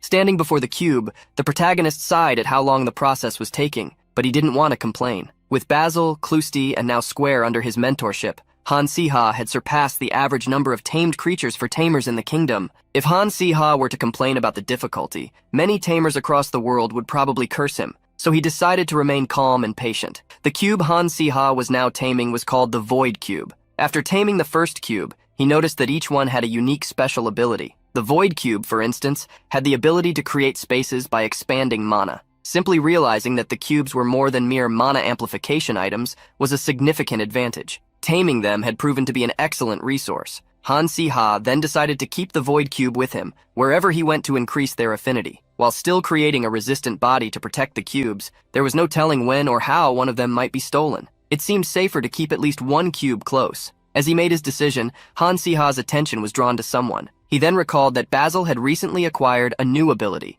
Polymorph. The basic Polymorph ability allowed Basil to transform parts of his body. However, this skill still seemed too rudimentary. The protagonist questioned his little dragon about why he could only change his color instead of altering his shape. Basil frequently used the ability, shifting from blue to green. Watching him, the protagonist asked if it was difficult to change his appearance beyond small adjustments. Frustrated, the protagonist wondered what kind of polymorph ability this was if Basil could only transform from a red dragon to one of a different color. Suddenly, Han Si-ha realized that even minor transformations could be useful. His eyes lit up, and he asked Basil if he could apply the ability to other things. Since Han Si-ha was determined to carry the cube, he couldn't leave it in its current exposed shape. Showing the cube to Basil, Han Si-ha asked if he could smooth it out a bit. Looking at the cube, Basil widened his eyes, as if questioning whether he could actually do that. Not long after, the Void Cube was transformed into a sphere. Thus, the second cube was named Round. Afterward, things became hectic again. Recruiting members for the Rebel Corps proved more difficult than expected, especially when it came to Yoon Ha-yul.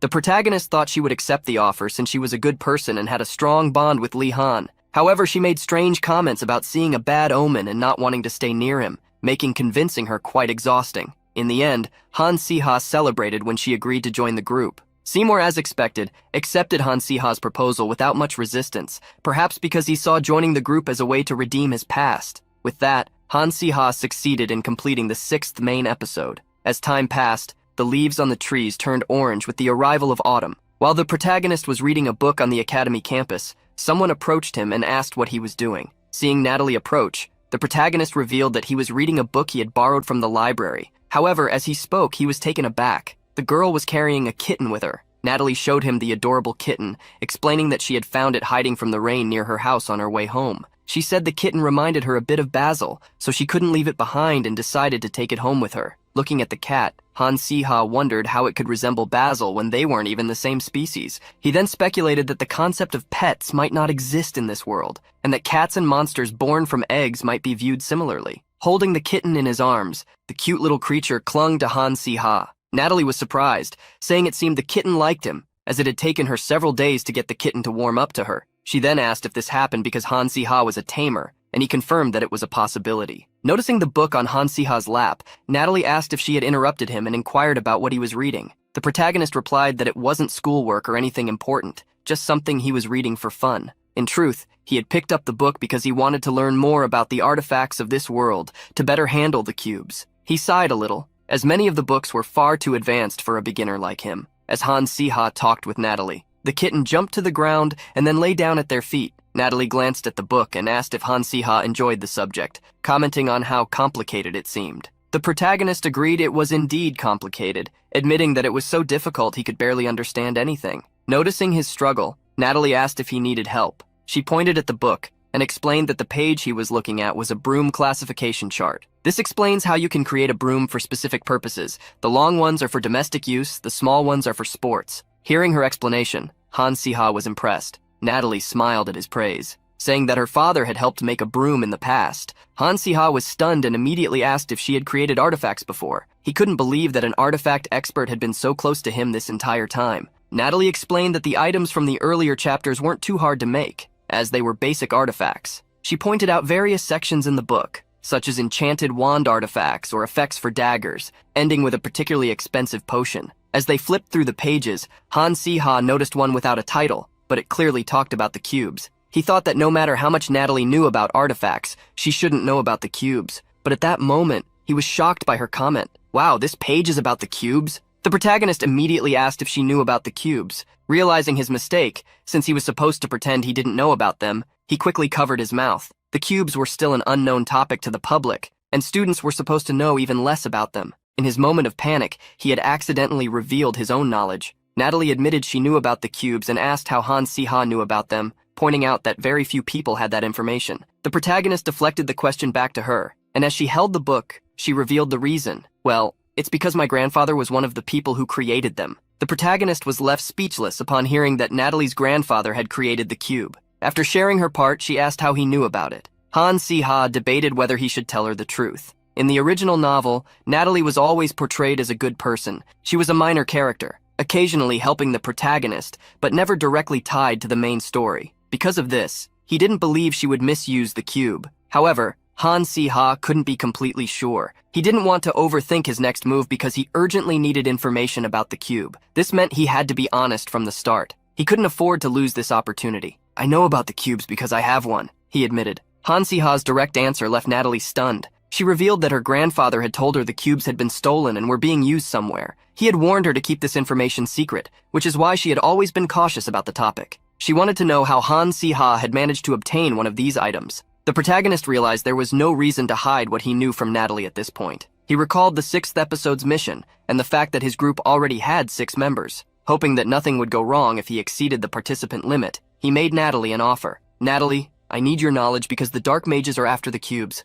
As if expecting this, Natalie agreed to join the syndicate. She also promised to share what she knew with him. Leading him to a room and sketching a cube, she explained that the cubes were originally designed to be sources of power. Her grandfather had aimed to create a magical train to replace the current steam-powered ones. Thinking about it, Han Si-ha realized that the random development of science and technology in this world stemmed from the fundamental differences between what could and couldn't be achieved through magic. Those magical trains fell into the category of things that couldn't be created without the use of magic. Natalie explained that moving a heavy train required an immense amount of magic, which wasn't feasible. Her grandfather struggled with this limitation. That's when he came up with the idea of creating an artifact, a core capable of producing almost infinite magic, condensed into a small form. Natalie's family, the Willow clan, had been producing artifacts for generations, and her grandfather traveled across the continent, searching for viable materials to create this power source. Eventually, he discovered a mineral that met the perfect conditions: luminous stones.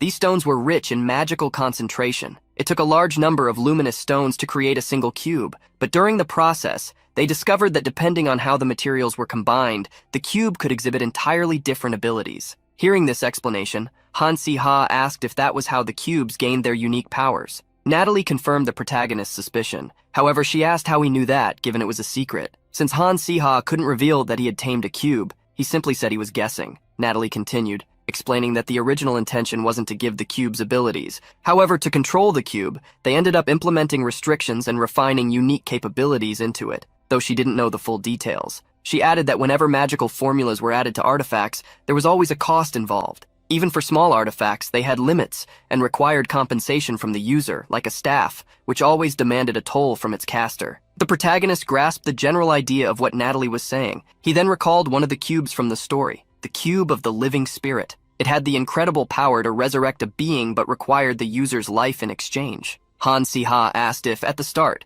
the cubes were only created as power sources, and Natalie confirmed. Summing it up, that was the original purpose. However, that was no longer entirely the case. Sometimes, things take paths far from their original intentions, like dynamite, which was created as a safe explosive but has been used to harm countless people. The cube fit into this characteristic. Initially made to provide energy, but its purpose tainted by the dark mages. After bidding farewell to Natalie, the protagonist expressed his gratitude for gathering so much information. If the young girl hadn't approached him randomly at that bench, or if Yoon Ha-yul hadn't found the book he was reading at the time of their encounter, he likely wouldn't have learned so much about the cubes. As Han Si-ha walked through the academy halls, someone called out to him, tired from finally finding him. The person approaching was none other than Yoon Ha-yul, the girl he had been thinking about moments ago. She saw the cat in the protagonist's arms and asked what a cat was doing in the academy, suspecting it might be a monster he had tamed. He explained that it was just a normal cat, and Natalie had found it abandoned in the rain and had been caring for it. However, the cat grew attached to him,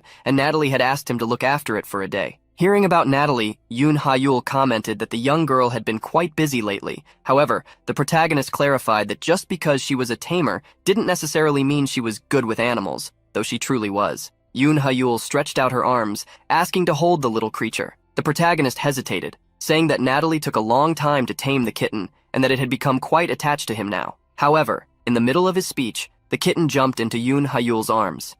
Embracing the kitten, the girl began to laugh, asking Han Si-ha if the cat had truly become attached to him. The protagonist felt embarrassed, asking her to stop laughing while hiding his face. The kitten began to purr as it received Yoon Ha-yul's affection, prompting the girl to say that they seemed to like each other. She then asked the protagonist if she could adopt the little cat since it had no owner. The protagonist pondered for a moment. Perhaps it would be safer for the kitten to stay with Yoon Ha-yul, a diviner, rather than with him and others who constantly faced danger. Han Si-ha recalled that Natalie had mentioned she was searching for someone to take care of the kitten, and Yoon Ha-yul saw this as the perfect opportunity. She gently hugged the kitten, declaring that they would now be a family. At that moment, Han Si-ha revealed that Natalie had already given the kitten a name. Its name was Joy. Yoon Ha-yul lifted Joy into the air, greeting him. Seeing their excitement, the protagonist smiled. A diviner and a cat didn't seem like a bad combination. At that moment, Han Si-ha remembered that the girl had been looking for him and asked what she wanted. She then recalled her reason for seeking him and revealed exciting news. She asked if he remembered his brother who had met him at the astrology competition. Professor Han Si-hyuk has just been appointed as an investigator for Ardell. After Han Si-ha returned to his dormitory, Adela also mentioned his brother, saying that Han Si-hyuk had been appointed as the new professor of magical fabrication studies, but that he wouldn't just be teaching. He would continue his work at the Ministry of Magic and act as an investigator as well. Han Si-ha looked at his friend with a tired expression, remarking that she seemed to know everything. Adela responded enthusiastically, showing her ID. Of course, because I'm working part-time as an assistant investigator, a scholarship and earning stipends at the same time. The protagonist was shocked to hear this. Adela's life was now going to be quite busy. Then realized something and asked why she hadn't told him about her part-time work with Han Si-hyuk. In response, she said that she assumed he already knew, questioning why he needed to know everything. The protagonist was at a loss for words. Thinking about it, she really didn't need to tell him everything. Still, he felt somewhat betrayed. Returning to the main topic, the protagonist asked Adela why Han Si-hyuk had suddenly become an investigator. The young woman revealed that the investigator had been working on a cold case for some time, an archived case that had yet to be solved,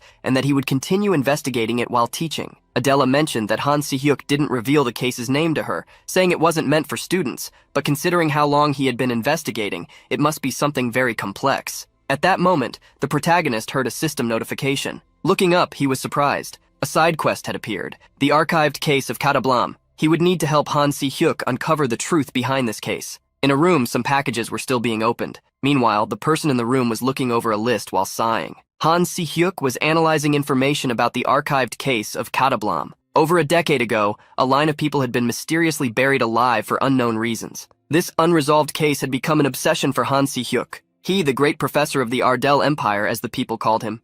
These were about the future, but Han Si-hyuk believed magic could be used for more than just predicting what was to come. He sought a different perspective. By using prophetic magic, he could gain insights into future case resolutions, allowing him to solve them in the present. Through this approach, Han Si-hyuk was acclaimed as a prophet, gaining recognition from both the Ministry of Magic and the Empire. After being appointed as an investigator, he quickly resolved cases, and even unsolvable cases in Ardell's ministries fell before him. However, there was one case that had a reason for remaining unsolved. The Ministry of Magic attempted to cover up this case for some reason. Typically, people would not dare to challenge the ministry, so no one dared to investigate the case. Thus, it remained unsolved. Yet, Han Si-hyuk did not want to leave this case behind. It was due to a prophecy he had seen when he was a child. a prophecy linking the Katablam case to two individuals. Now, with an invitation to teach at the Academy of Ardell, Han Si-hyuk hoped to use the opportunity to investigate the case with more freedom, as he was away from the ministry's scrutiny. He desperately wanted to uncover the truth about what happened in Katablam 10 years ago. However, there was a lingering discomfort in Han Si-hyuk's heart. He wondered if he could continue living the way he did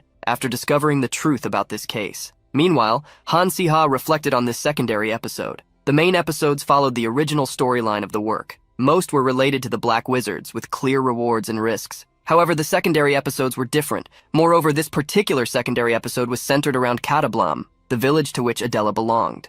Original story. Adela developed a hatred for Black Wizards following the Katablam incident, and later killed Han Si-ha, who had become a Black Wizard at the Academy. This meant that the mission required the protagonist to uncover the truth behind why Han Si-ha was eliminated by the original protagonists of the story. Although it was a bit problematic, Han Si-ha was curious to learn the truth and share it with Adela. However, there was a complication. The mission stated that he needed to assist Han Si-hyuk. He wondered why he had to get involved with him outside of classes. Suddenly, the protagonist heard a voice calling him, informing him that investigator Han Si-hyuk wanted to speak with him. A young woman ahead indicated that the investigator had requested Han Si-ha to come to his office. The protagonist sighed, wondering if he could ever get a moment of peace. When he arrived at Han Si-hyuk's office, the protagonist heard his older brother mention that they were going to the royal banquet. Han Si-ha doubted his own ears. He asked for an explanation of what was happening. Han Si-hyuk showed him a file, explaining that it was part of an investigation. Taking the file, the protagonist realized it was related to the archived case of Katablam.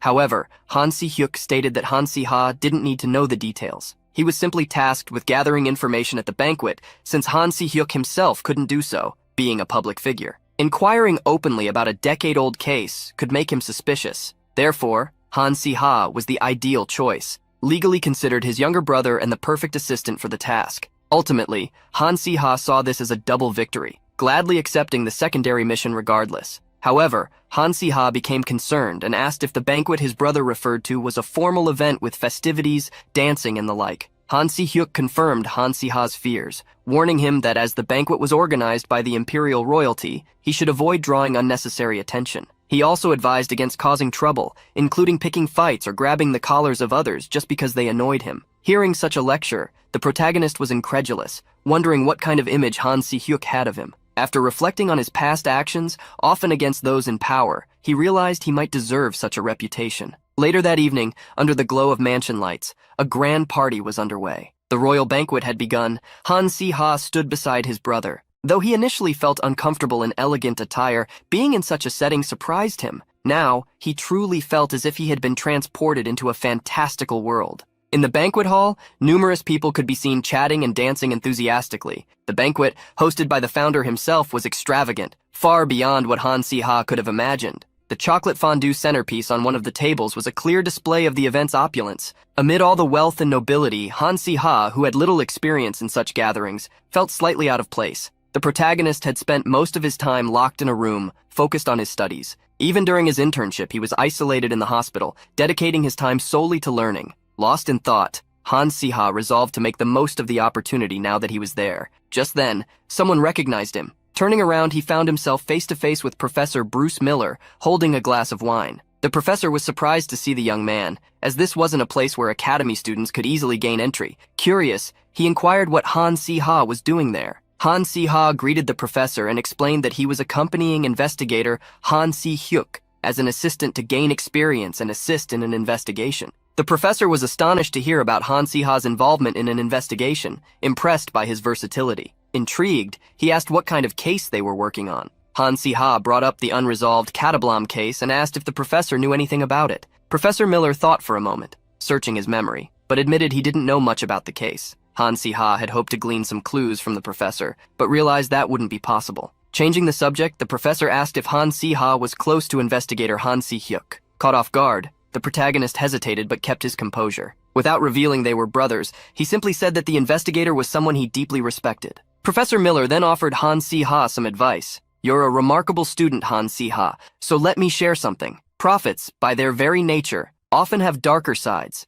It's best not to trust them too much. Of course, this is just an old man's advice. You can take it as seriously as you like." Though unsure what prompted the compliment, Han Si-ha assured the professor he would take his words to heart. With that, the professor bid farewell, encouraging Han Si-ha to enjoy the event. Even after the conversation, the protagonist couldn't shake the feeling of unease. Why had Bruce suddenly brought up Han Si-hyuk? And with even someone as well-connected as Professor Miller unaware of the Catablam case, Han Si-ha felt at a loss for where to search next. The protagonist glanced around, unsure of where to begin. Since he didn't know anyone in the room, he decided to choose someone to approach based on appearances. Many guests wore extravagant clothing and accessories, exuding high social status, but their expressions and behavior often seemed unwelcoming. As Han Si-ha analyzed the people around him, a hand suddenly rested on his shoulder. Startled, he turned around and heard the voice of a young woman. "It's no fun standing alone at a banquet like this. Why is a young man like you just standing here looking so lost?" The woman, adorned with a large, elegant hat, radiated sophistication as she tucked her long golden hair behind her ear. Han Si-ha stood dumbfounded. He couldn't see her face clearly, but she exuded an air of high rank and pleasant demeanor. She was perfect for an ally in this setting. The woman looked him over carefully and asked, "You wouldn't happen to be Han Si-ha, would you?" Surprised that she knew who he was, the protagonist's shock was evident. He scrutinized the woman's deep, piercing gaze, wondering how she could possibly know him. Moments later, the two moved to a quiet, empty hallway to talk. The woman confirmed her suspicion by asking if he was the son of Han Tai-su and whether he remembered her. Realizing she knew his father's name and spoke it so casually, Han Si-ha concluded she must be someone of considerable status. Could she be an old friend of his father's? The woman complimented him, marveling at how much he'd grown. So much so that she almost didn't recognize him. She continued speaking, inquiring whether his brother was also present at the banquet. Very few people knew Han Si-hyuk was his brother, so her informed comment startled him further. If she'd known him since he was young, it made sense that she'd have such information. Han Si-ha responded, explaining that he was attending the banquet as an assistant investigator, helping his brother with some research. The woman smiled,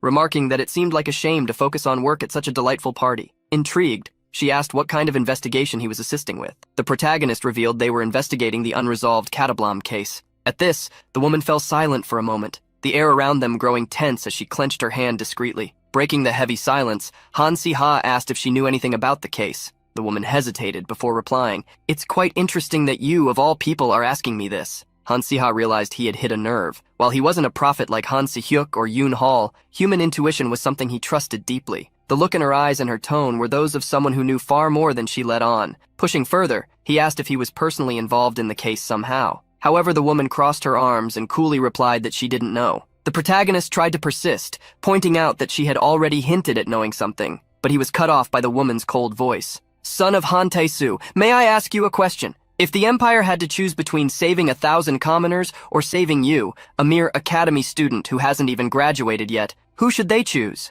Han Si-ha couldn't understand why the woman was asking such a question, so she decided to rephrase, "If 1,000 commoners had to perish for you to be saved, who would the Empire choose?" Naturally, Han Si-ha believed the Empire would choose to save the 1,000 commoners, but the woman questioned whether he was certain of that. The protagonist knew he was just a novice, someone who hadn't even graduated, while the other side involved hundreds of lives. Those 1,000 people could farm, sell goods, or become soldiers. Clearly, saving the commoners seemed like the right decision. Han Si-ha gave an awkward smile and asked if she truly thought he was worth more than 100 lives. The woman agreed. He wasn't worth that much. Although Han Si-ha recognized her words weren't wrong, it was still unpleasant to hear such blunt remarks from a stranger. Curious, the protagonist turned the question back on her, asking what her answer would be if she were in his place. The woman smiled with an air of nobility and confidently delivered her response. "That's an easy question to answer. Even if there were 10,000 people, the Empire should still choose me." Han Si-ha raised an eyebrow at the woman's astonishing self-assurance.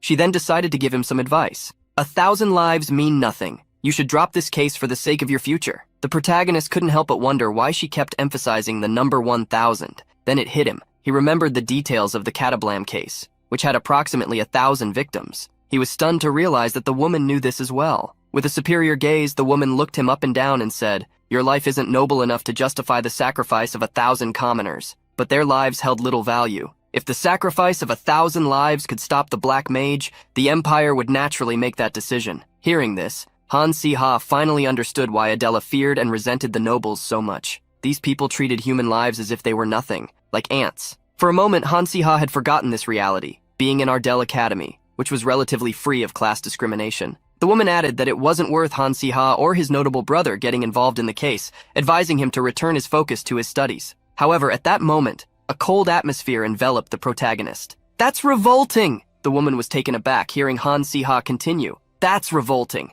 I can't claim to be worth more than 1,000 lives. What kind of confidence do you have to speak so lightly about human lives? Just how significant is the life you've lived? At that moment, a man appeared in the hallway and approached the woman. He hurriedly whispered to her, "Your Majesty, how could you slip away saying it was boring to talk with the nobles? Do you know how long I've been looking for you?" The protagonist was shocked to hear the man address her as Your Majesty. In front of the man, the woman replied casually, saying she'd been having an interesting conversation. Then she removed her hat. Han Tae-soo truly raised a very amusing child. Without the hat obscuring her features, Han Si-ha finally recognized the woman. It was the Empress. Han Si-ha felt as if he were falling into an abyss. He couldn't believe that the highest authority in the empire, the Empress, was standing right in front of him. He recalled the words he had spoken to her just a moment ago, realizing his mistake. He clenched his teeth, questioning what the hell he had just said to the Empress. At that moment, the Empress looked at Han Si-ha again, smiling. "Let me ask you again, 10,000 imperial citizens or just me? Who do you think should be saved?" Sometime later, in a grand hall with a beautiful fountain, the Empress sat across from the Han brothers. Han Si-ha had a downcast expression while his brother looked visibly irritated. The Empress broke the silence, addressing Han Si-ha first. With a smile, she revealed that she was wondering what she should cut off from him first, his arm, his leg, or his head, and asked if he had any suggestions. Faced with the grim comment delivered with a smile, the protagonist remained thoughtful. The Empress noticed his expression, observing that despite everything, he still maintained the same demeanor, looking her directly in the eye without bowing. Considering the conversation they had earlier, she became even more intrigued by this second son of Count Han Tae-soo, especially since she had never encountered someone like him before. While the Empress thought Han Si-ha was calm, the protagonist was internally crying, frozen with fear, silently begging the heavens for her to spare him. Han Si-ha had been reincarnated into this world after dying from overwork in his previous life, but now, in this life, he was about to face execution. He wondered how he could possibly survive. Should he kneel and beg with all his might? In the original work, Empress Linnea had a relatively minor role. However, the way her character was described in the novel had left an unforgettable impression. The Empress was an invincible ruler, someone who would sacrifice thousands to achieve her goals. In short, she could be summed up in one word: tyrant. She was a madwoman who could eliminate anyone on a whim, and Han Si-ha had just managed to irritate her. Han Si-hyuk finally spoke,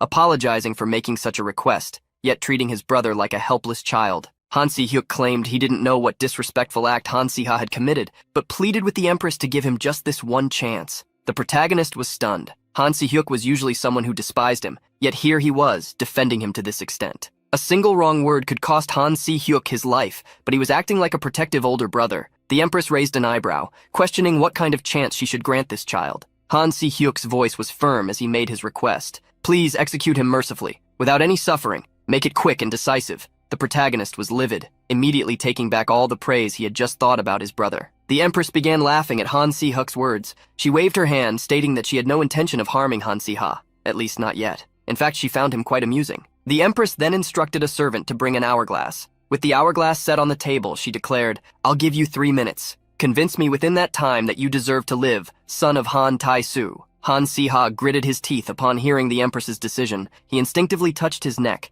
checking to make sure everything was still intact. At least for the next 3 minutes, he was safe. He felt as if he were lost in a void, trying to figure out what he should say. Speaking nonsense about the value of life in front of the Empress had been a terrible mistake. Now he agonized over how to convince someone in a situation that had spiraled out of control because of his own words. As the protagonist struggled to think, a minute passed, leaving him with only 2 remaining. While he ground his teeth in frustration, something suddenly appeared before him. The details of this side episode, where he was supposed to assist Han Si-hyuk in uncovering the truth behind the Catablam case. He wondered if this was some sort of joke. However, after a moment of reflection, he realized that these status windows always appeared when his life was in danger, as if they were guiding him on what to do next. Perhaps this was a clue. Watching the sand fall through the hourglass, he knew he had to say something. Anything. "The reason I deserve to live is because I am an indispensable talent for Ardell." The Empress questioned his words, asking if there weren't plenty of other talented people in the Empire as well. Han Si-ha countered her, claiming that his intelligence was far superior to theirs. The Empress interrupted him again, asserting that there were surely others more intelligent than him. At that moment, Han Si-ha snapped, "I'll explain step by step. I only have 2 minutes left, so please stop interrupting." Han Si-hyuk was stunned by his brother's bold words, which could very well provoke the Empress's wrath. The protagonist wondered what else he could do. He only had 2 minutes left to think. Within that time, he needed to say something, or it would all be over for him. Thus, Han Si-ha declared that based on the brief conversation he had with the Empress, he had uncovered details about the Catablam case. Since this situation was clearly part of the side episode, bringing up the unresolved case to the Empress had to be the right move. He recalled that Adela had mentioned her village had been buried due to a misunderstanding about its involvement with black magic. Additionally, the Empress's regard for human life was extremely low. Han Siha decided to combine these 2 points in his argument. The people of Katablam village were neither cursed nor black magicians. The village was buried by your majesty's orders, wasn't it? A slight jolt passed through the Empress upon hearing Han Siha's words. His brother, on the other hand, was utterly shocked. This was a premise that not even Han Si-hyuk had considered. The investigation files only emphasized that they had no choice but to bury those who were supposedly cursed. However, despite Han Si-hyuk's extensive investigation into the case, it was uncovered that there were merely rumors about Katablam village being cursed, with no actual evidence. If the answer remained elusive, no matter how much investigation was done, one had to question the very premise of the case. This led Han Si-ha to deduce that no one in Katablam village had truly been cursed. Han Si-ha spoke with confidence as he confronted the Empress. Your Majesty must have had a reason for ordering this to be done to the village, right? After all, sacrificing cheap lives and inferior beings for such a purpose shouldn't be a problem. The Empress smiled, intrigued to see Han Si-ha using her own logic against her. Han Si-ha then raised a question. If Her Majesty had acted directly, there would have been records in the Empire's journals, no matter how secretive the matter. Thus, she must have used someone very strong, close, and trustworthy.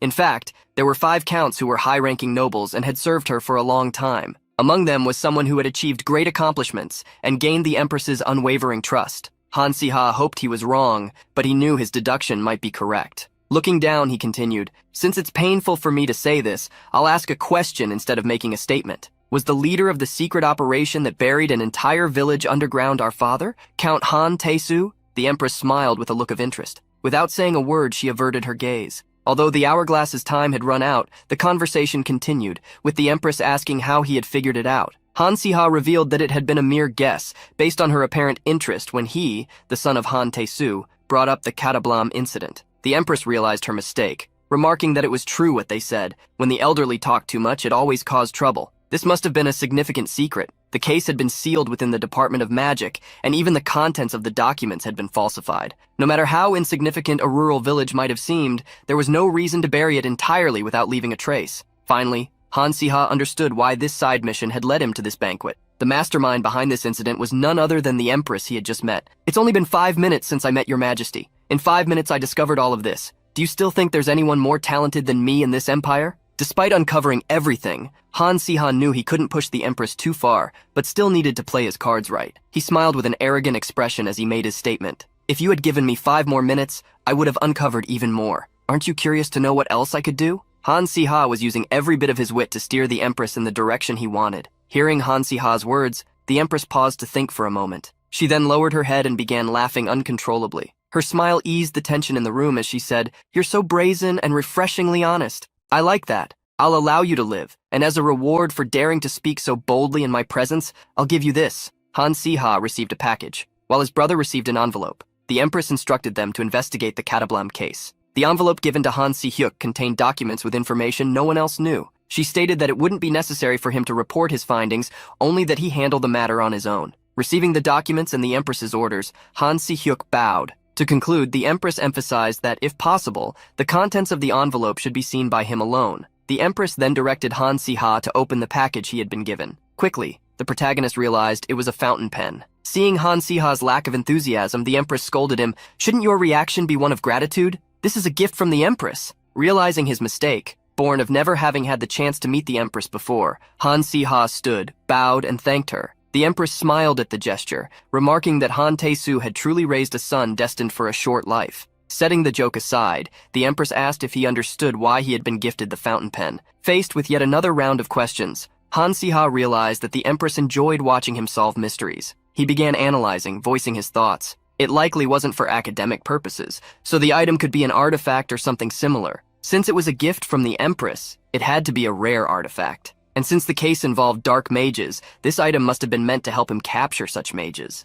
The Empress praised Han Si-ha for hitting the mark. She then concluded their late-night meeting, advising him to keep the item safe, as it would undoubtedly come in handy, especially since he still had a habit of speaking without thinking. The next day, something was happening at Count Han Tae-su's mansion in Kastika. When the protagonist met his father, the Count stated that Her Majesty had spoken highly of him. Looking out the window, the Count asked what had happened exactly. Judging by the way his father spoke, someone who rarely handed out compliments, the protagonist decided to get straight to the point. He revealed that he had attended the banquet to help his brother with an investigation, but had failed to recognize Her Majesty, and ended up saying too much. Han Tae-soo was stunned by his son's confession. He was speechless for a long while before finally managing to compose himself. What shocked Han Tae-soo the most was the fact that his son's head was still attached to his neck. Han Si-ha chuckled awkwardly at his father's reaction, saying that somehow he had managed to handle the situation. Changing the subject, the Count asked about the investigation, and Han Si-ha revealed which case they were investigating. The Count sighed upon hearing that the stubborn Han Si-hyuk was still clinging to this case. He then assumed that, since they had managed to secure a private audience with the Empress,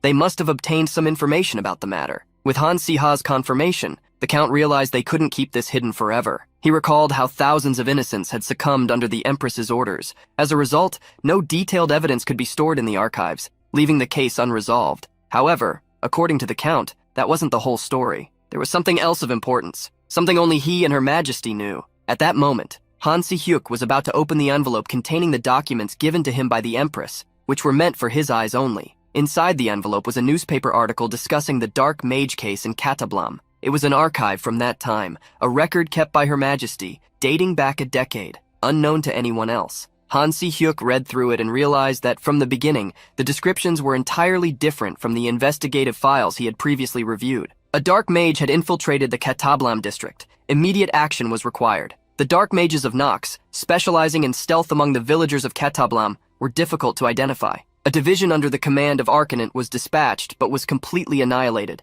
Another division under the command of Castia was sent, resulting in casualties in the hundreds. Nox had managed to use the entire village as a sacrificial offering for large-scale magic, and if such information were left unchecked, immense damage could not be avoided. Therefore, it had to be stopped. Han Si-hyuk read all the information, which explained the Empress's decision to sacrifice hundreds of villagers to ensure the safety of countless others. Now, everything made sense to him. They had been unable to handle the high-level dark mages in the village, so they ended up destroying the village entirely. Han Si-hyuk gritted his teeth. He had thought learning the truth would bring closure, but instead it only filled him with anger and overwhelming disgust. He sighed, trying to calm himself and think rationally, as he needed to finish reading the records. There was likely more information to uncover. The entire village had been buried, leaving no survivors, making it difficult to verify the facts. At that moment, something in the documents caught Han Si-hyuk's attention. It stated that there were 2 survivors. He couldn't believe there were survivors when the entire village had been buried alive.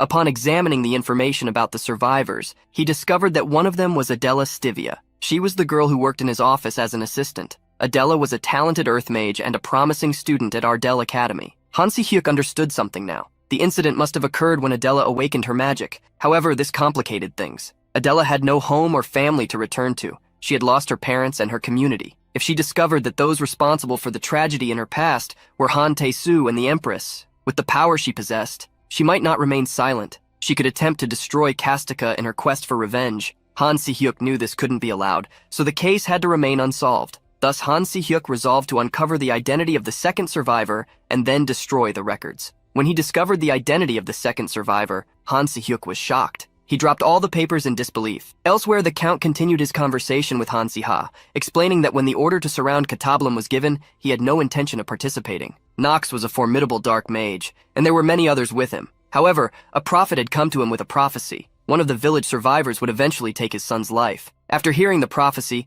Han Tae-soo couldn't leave the mission to anyone else. He decided to see for himself. It could only be described as the foolish decision of a father blinded by love. However, when he arrived at the scene, Tae-soo saw a child. Even after everyone else had left, a young boy with black hair was still alive, crying. In that moment, Han Tae-soo realized that this child was the one from the prophecy, the one who would grow up to destroy his son. His first emotion was fear, terrified at the possibility that, as foretold, this child would seek revenge. Therefore, Han Tae-soo erased his memories. It was illegal, but he didn't care. He only thought about how to keep him under control. Han Tae-soo revealed that he had taken this child in as his own, giving him the name Han Si-hyuk and raising him as his son. Unaware that Han Si-hyuk had also uncovered the truth, the Count and Han Si-ha continued their conversation. The protagonist asked the Count if he regretted his actions. Han Tae-soo admitted that he did feel regret, but he asked not to be misunderstood. He didn't regret destroying the village or the villagers with his own hands. What he regretted was not eliminating the 2 survivors, the ones who could potentially end Han Si-ha's life. He He considered that the greatest mistake of his life.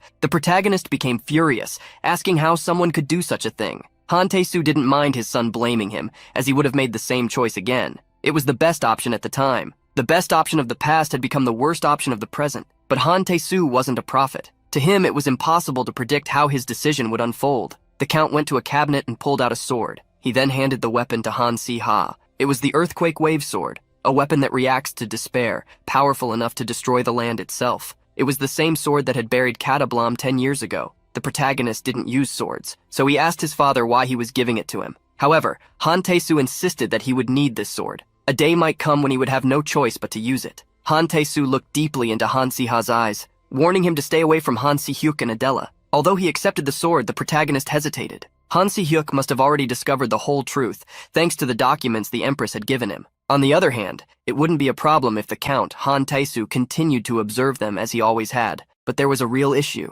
Adela. Han Si-ha wondered whether he should tell Adela the truth. He gritted his teeth, deciding it would be better to keep the secret. Adela had joined Ardell Academy and worked tirelessly to become stronger, all because of the Catablom village incident. She had done all of this in pursuit of revenge. Han Si-ha clenched his fist, making the decision that he couldn't expose himself by telling her the truth, that her entire village had been buried by the Empire. At least until she could accept that reality, he would have to wait. Han Si-ha was left with only one option. He would have to keep lying to Adela, always. The protagonist returned to Ardell Academy on a sunny day, bringing the Earthquake Wave Sword with him. He was told to keep the sword off the ground when not in use to prevent it from becoming contaminated. The more contaminated it became, the weaker its powers would grow. Han Si-ha placed the sword in a wardrobe. Although it had lost much of its original power over the years, with enough despair, it could still destroy the entire dormitory. The protagonist knew that this sword had already claimed over 1,000 lives. He couldn't understand the point of polishing it until it shone and keeping it untouched, as it was already soaked in the stench of blood.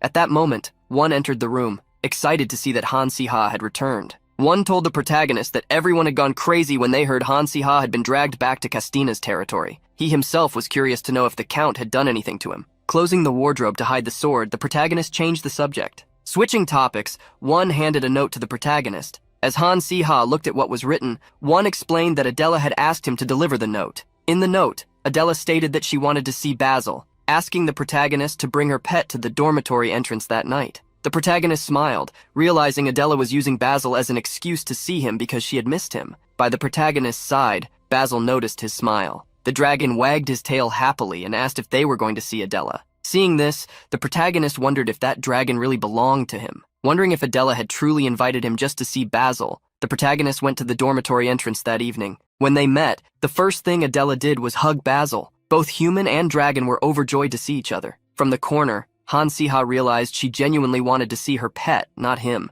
Irritated, the protagonist asked if Adela was happy to see Basil and if he could leave now. Adela, however, cleared her throat and asked him to wait. While holding Basil, she invited the protagonist to go out if he wasn't busy, as there was a cherry blossom festival happening in a village near the dormitory. The protagonist was surprised by the invitation, wondering if there was more to it than he imagined. And indeed, there was. Leaving Basil behind, the two walked through streets lined with cherry blossom trees, their pink leaves adorning the path and adding beauty to the night. Adela was very excited. She hadn't been able to attend the festival the previous year due to training, but she really wanted to go this year. The protagonist was surprised that Adela liked this sort of thing, to which she pouted in response. "Why, can't I like it?" The protagonist smiled at her expression, keeping to himself the thought that she seemed more like the type of person who would uproot trees rather than appreciate them. Despite this, seeing Adela amidst the cherry blossoms, pouting, he realized it actually suited her, making her look quite adorable. Han Si-ha became aware of his thoughts about Adela, startled by them. He patted his own face to snap out of it,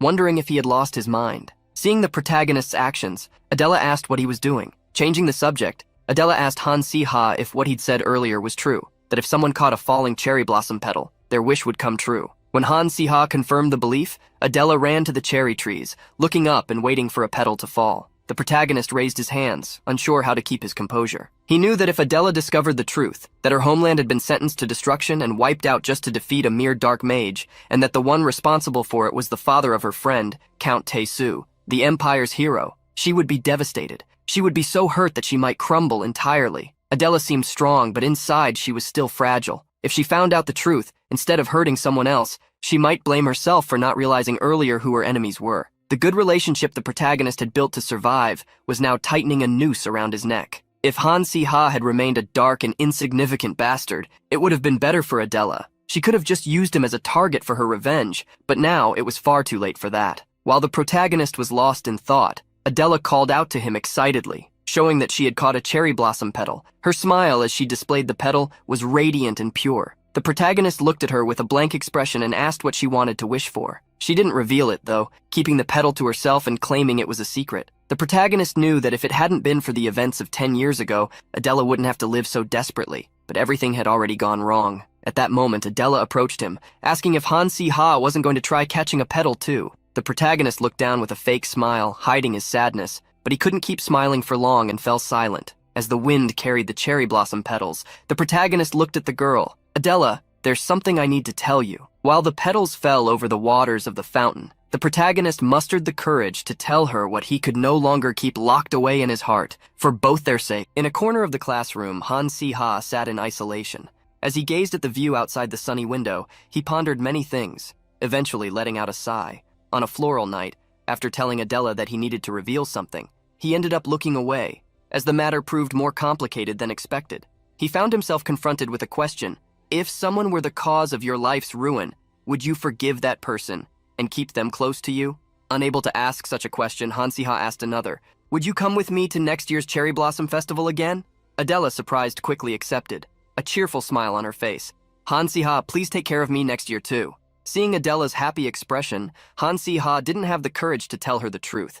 The guilt was precisely what he, the son of Han Tae-so, Han Si-ha, should carry. Despite the risk of having his relationship with Adela destroyed, the protagonist remained firm in his goal, to complete the main story. Lee Han, Adela, Solia, and everyone in the squad moved forward to fight against the dark wizards presented in the main story. If Han Si-ha, who knew the bigger picture, were to lead the group, their chance of survival would increase. Putting his thoughts into writing, Han Si-ha remembered what would happen next. The date when the dark wizards would invade Ardell Academy was approaching. Even with the flow of major and minor events being overturned due to the protagonist's existence, some things would inevitably happen. The invasion was only supposed to occur 2 years from now, but seeing the dark wizards focus on recovering the cube, Han Si-ha believed they had already discovered that there was an ability within it. This was not a good situation, because the dark wizards were strong. A miracle was needed to defeat a high-ranking wizard. Even more so for the young squad protecting the cube, dozens of miracles would need to happen in sequence. In the original story, the main characters tried to protect the cube even if they had to risk everything. In the process, Solia ended up being eliminated, Adela severely wounded, and Lee Han falling into despair. Han Si-ha wanted to prevent this kind of situation. Fortunately, having read the incomplete novel up to before the end of the first part, he already knew how to avoid the catastrophe at the end of the story. The ultimate goal of the Dark Wizards was to gather the cubes and activate a magical tool to amplify magical power, the heart of the machine, and extract the cube's vast magical power. They wanted to subjugate ordinary wizards, using the cube's power, and usher in an era of dark magic. Han Si-ha developed his strategy based on this, finding the heart of the machine, which would amplify the cube's magical power, and destroying it was his mission. To create the complex tool that would extract the cube's power, the Dark Wizards would originally take 10 years. In the original story, the wizard who created the heart of the machine ended up dying from exhaustion as soon as he completed the mission. So it seemed that creating such an item in a short period would not be possible. After outlining the plan, Han Si-ha yawned, tired. The plan was simple, but there was a crucial problem. Han Si-ha squirmed at the thought of how he would explain to the other youngsters what was happening. He imagined himself explaining with a smile, "Hey, they said there's something called the heart of the machine. They're going to put the cube in the heart, and it's going to suck all the magical power out of the cube." However, if he said something like that, they would call him a lunatic. He'd be lucky if they didn't accuse him of being a dark wizard spy. Despite appearing to be alone, Han Si-ha sought to motivate himself and think carefully. Even if he couldn't openly mention the heart of the machine, he could have someone find its location. The young person who discovered it along with Han Si-ha could understand the situation on their own, as everyone was intelligent enough. Instead of explaining with words, the protagonist decided to show the other boys proof to convince them. Walking over to a map on one of the classroom walls, he looked for the location where the heart of the machine was in the original story. It was an extremely vague place, to the point of being impossible to find without the right instructions. However, there was a clear hint. The heart of the machine was at the Dark Wizard's base, so if it were possible to locate it at the Dark Wizard's base, the Necromancer Zone, and attack it, victory against those bastards would be guaranteed. In a mansion in the Necromancer Zone, a dark energy permeated the environment, visible even from a distance, through the windows. In one of the dark rooms, illuminated only by a few candles, a group of 5 hooded figures gathered. One of them brought up an important point. There have been significant power losses. Many of the dark wizards sent to find the cube have disappeared. Annoyed, another wizard retorted, "If we weren't in a situation where we need to hide within the Empire, we would have swept away everyone who got in our way. But at the moment, that's impossible." A third wizard then asked if they knew the biggest reason for their frustration. The wizard in charge of information explained, "There are many variables, but among them, the kid named Han Si Ha is the most problematic. With that kid as the core, they are guarding the cube better than we expected."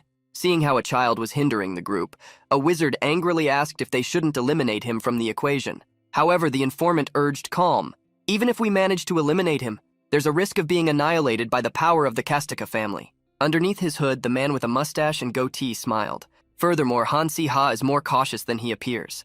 There's a possibility that, when using the cube, he hides its location even from his companions. One of the wizards showed concern. If no one but Han Si Ha knew where the cube had been hidden, and he were eliminated, no one on the continent would know where to find it. Another matter troubled the group. Now that Abaddon has awakened, we must be extremely careful to gather the cubes as quickly as possible. Suddenly, someone suggested attracting Han Si Hyuk, Han Si Ha's older brother. However, considering that Han Si Hyuk was the son of Han Tae So, the count who had annihilated the Dark Wizards, they doubted he could cooperate. When a wizard once again proposed eliminating everyone, a female voice retorted, "Is that all you can think about? What kind of animal are you? Lord Abaddon promised us he would create a society where we will no longer be ignored." Leaving the group, the woman stated, "We must respond to his will and decide what ideals will guide the world we will live in." Taking off her hood, the young woman walked to the window, daydreaming. "This ideal, our revolution, as long as there's no need to stain it with the blood of comrades or enemies, I've already decided." With a smile, the young woman with pink hair and red eyes declared, "I will capture the younger brother Han Si Ha alive and join Han Si Hyuk." Han Si Hyuk, son of Count Han Tai Su, was at the same time a thorn in his own family's side. However, with overwhelming potential and magical abilities, he had become a precious talent in the department of magic, as his prophetic powers were unrivaled. The woman raised a point. "How does he, an illegitimate son, possess so much power? Have you never thought about it?" One of the wizards was surprised by Lady Sepia's questioning. Sepia had a hunch. "Great power comes with a price. As soon as the nightmare begins, he will inevitably face us. I implanted this power in Han Si Hyuk a long time ago, a power that will lead him to his own destruction. Whether he wants to or not, he will join us." In Natalia's workshop, the Academy's youngsters had gathered. At Ardell Academy, the Necromancer Zone was known as the Dark Wizard's Stronghold. As it was the location of the final battle, it had been mentioned a few times in the original story. As expected from a villain's hideout, its exact location had never been revealed. In other words, even Han Si Ha, who read the story, didn't know exactly where the Necromancer Zone was. Therefore, he could only follow the original storyline step by step. As soon as they heard the location they intended to invade, the youngsters were revolted. Han Si Ha scratched his head as he had expected such a reaction, but tried to explain as best as possible. "Considering all the battles we've already faced, I found that it would be better to prepare ourselves and attack when they least expect it, instead of being ambushed without warning. And since the cube is with us, facing the Dark Wizards would be inevitable anyway." Yoon Ha-yul put her hand on her chin, thinking about this attack, and came to an unexpected conclusion. "To think of doing that, you're so cool, Han Si Ha."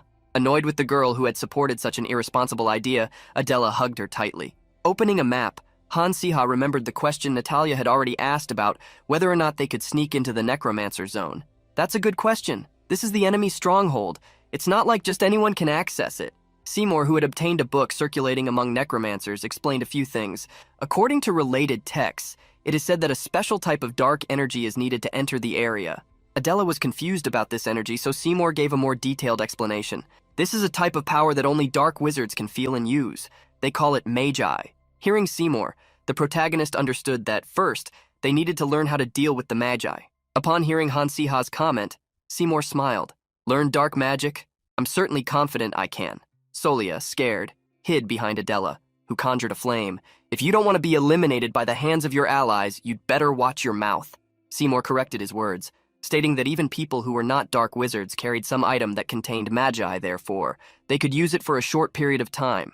With the matter resolved, the protagonist showed the group where he would like to search. Solia immediately recognized the place he pointed to. He wanted to investigate the old Arcanant mine, located in the northern region of Kastika territory.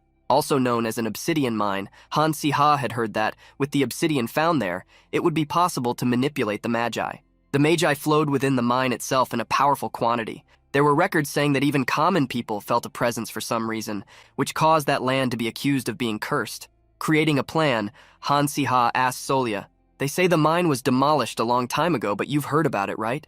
Solya wasn't so sure, but since it was her father's land, she believed he would know something. Seymour was more relieved. It would be troublesome to have to search the entire territory and, on top of that, learn the cursed magic of the dark wizards. As the conversation would be long, Solya suggested they go talk to her father personally. Opening the calendar, the protagonist looked for a good date, and having an idea, called the girl. "Hey Solya, what classes are you willing to skip?" That same day, they took a carriage, starting the journey. Solya, sitting in the back of the wagon, displayed an annoyed look. "Hey, this is my first time skipping a class." To alleviate the girl's guilt, the protagonist instructed her to think of it as a field trip, but Solya's worry didn't diminish. How can a student show up for classes and then disappear?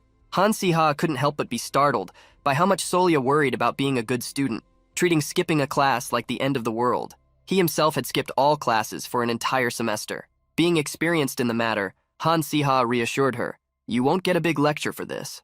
However, Solya wasn't comforted by this answer. Thus the carriage continued moving until dusk, when they arrived at the ancient Arcanant territory. Upon arriving in the quiet countryside town, Solya became excited.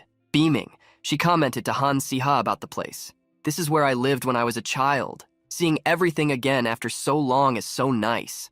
Even with the bankruptcy of Solya's family, to the point of losing their land, Arcanant had once governed that vast territory. Getting straight to the point, Han Si-ha asked Solya where her father would be. Solya pointed to a house in the mountains. Surprising Han Si-ha, Solya's father lives in that dilapidated mountain shack? The protagonist truly found it strange that the family, even bankrupt, lived isolated in a corner of what used to be their own land. Solya smiled nervously, stating that even she had been surprised. "After enrolling in the academy, I had no reason to return, so I only recently discovered this situation." Solya commented that normally her father wouldn't be in town, but since cooperating with the state of Castina, he was apparently there temporarily. As they walked through the cobblestone streets, Han Si-ha began to understand the situation a little more. For Count Arcanant, losing his territory must have been humiliating. After walking for a while, Solya noticed a shop and invited Han Si-ha. "Would you like to stop here before we go? This is the market, located near the village entrance. The Arcanant territory doesn't have very fertile land, so trade mainly developed here." Seeing the commercial development, Han Si-ha imagined that there should also be an industrial zone. Solya confirmed his suspicion. The place was well known for manufacturing. The Wallow family, to which Natalia belonged, owned an artifact factory in the region, for example. As they walked through the town, Solya became confused when she realized that the building where there should have been a factory was closed. Confused and worried, she ran down the cobblestone street. As Han Si-ha followed her, he saw the girl become even more uneasy when she couldn't find another shop. The protagonist questioned Solya, "But how is there nothing here? Could you have gotten confused since it's been so long since you've been here?" However, Solya couldn't believe it. There should have been a long line of shops on that street. The protagonist looked around. This should have been the largest market in Arcanant territory, and yet the streets were empty. Seeing a person walking down the street, Han Si-ha asked Solya if it wouldn't be better to talk to her. Solya quickly ran towards the passing woman. "Excuse me, I'd like to ask something." The woman was surprised, but asked the young woman to ask. Worried, Solya asked where the potion shop on that street, the Merchant Guild building, and the shop that sold herbs were. The woman thought for a moment. "The potion shop on the street, HM? I haven't heard that name in a long time. Miss, you haven't been around here in a long time, have you?" Solya was confused about what the woman meant. But the woman pointed to the empty street as she explained. "The people here, the merchants and shop owners, all said it wasn't worth living in this land and left." Hearing the woman's words, the student duo was shocked, especially Solya, whose face was filled with despair. Concerned, Solya asked the woman for an explanation. Annoyed, the woman huffed. "It's obviously because of the new count. He's made it impossible for merchants to live here. He charges exorbitant fees just to set up a small stall. And if the shop isn't one of his chosen ones, he sabotages it, so no one can do business there." Solya grew even more frightened upon hearing that. Frowning, she wondered what the woman meant by new count. The main reason for the Arcanant family's loss of influence in their territory had been the war. The Empire waged a long battle against the Dark Mages.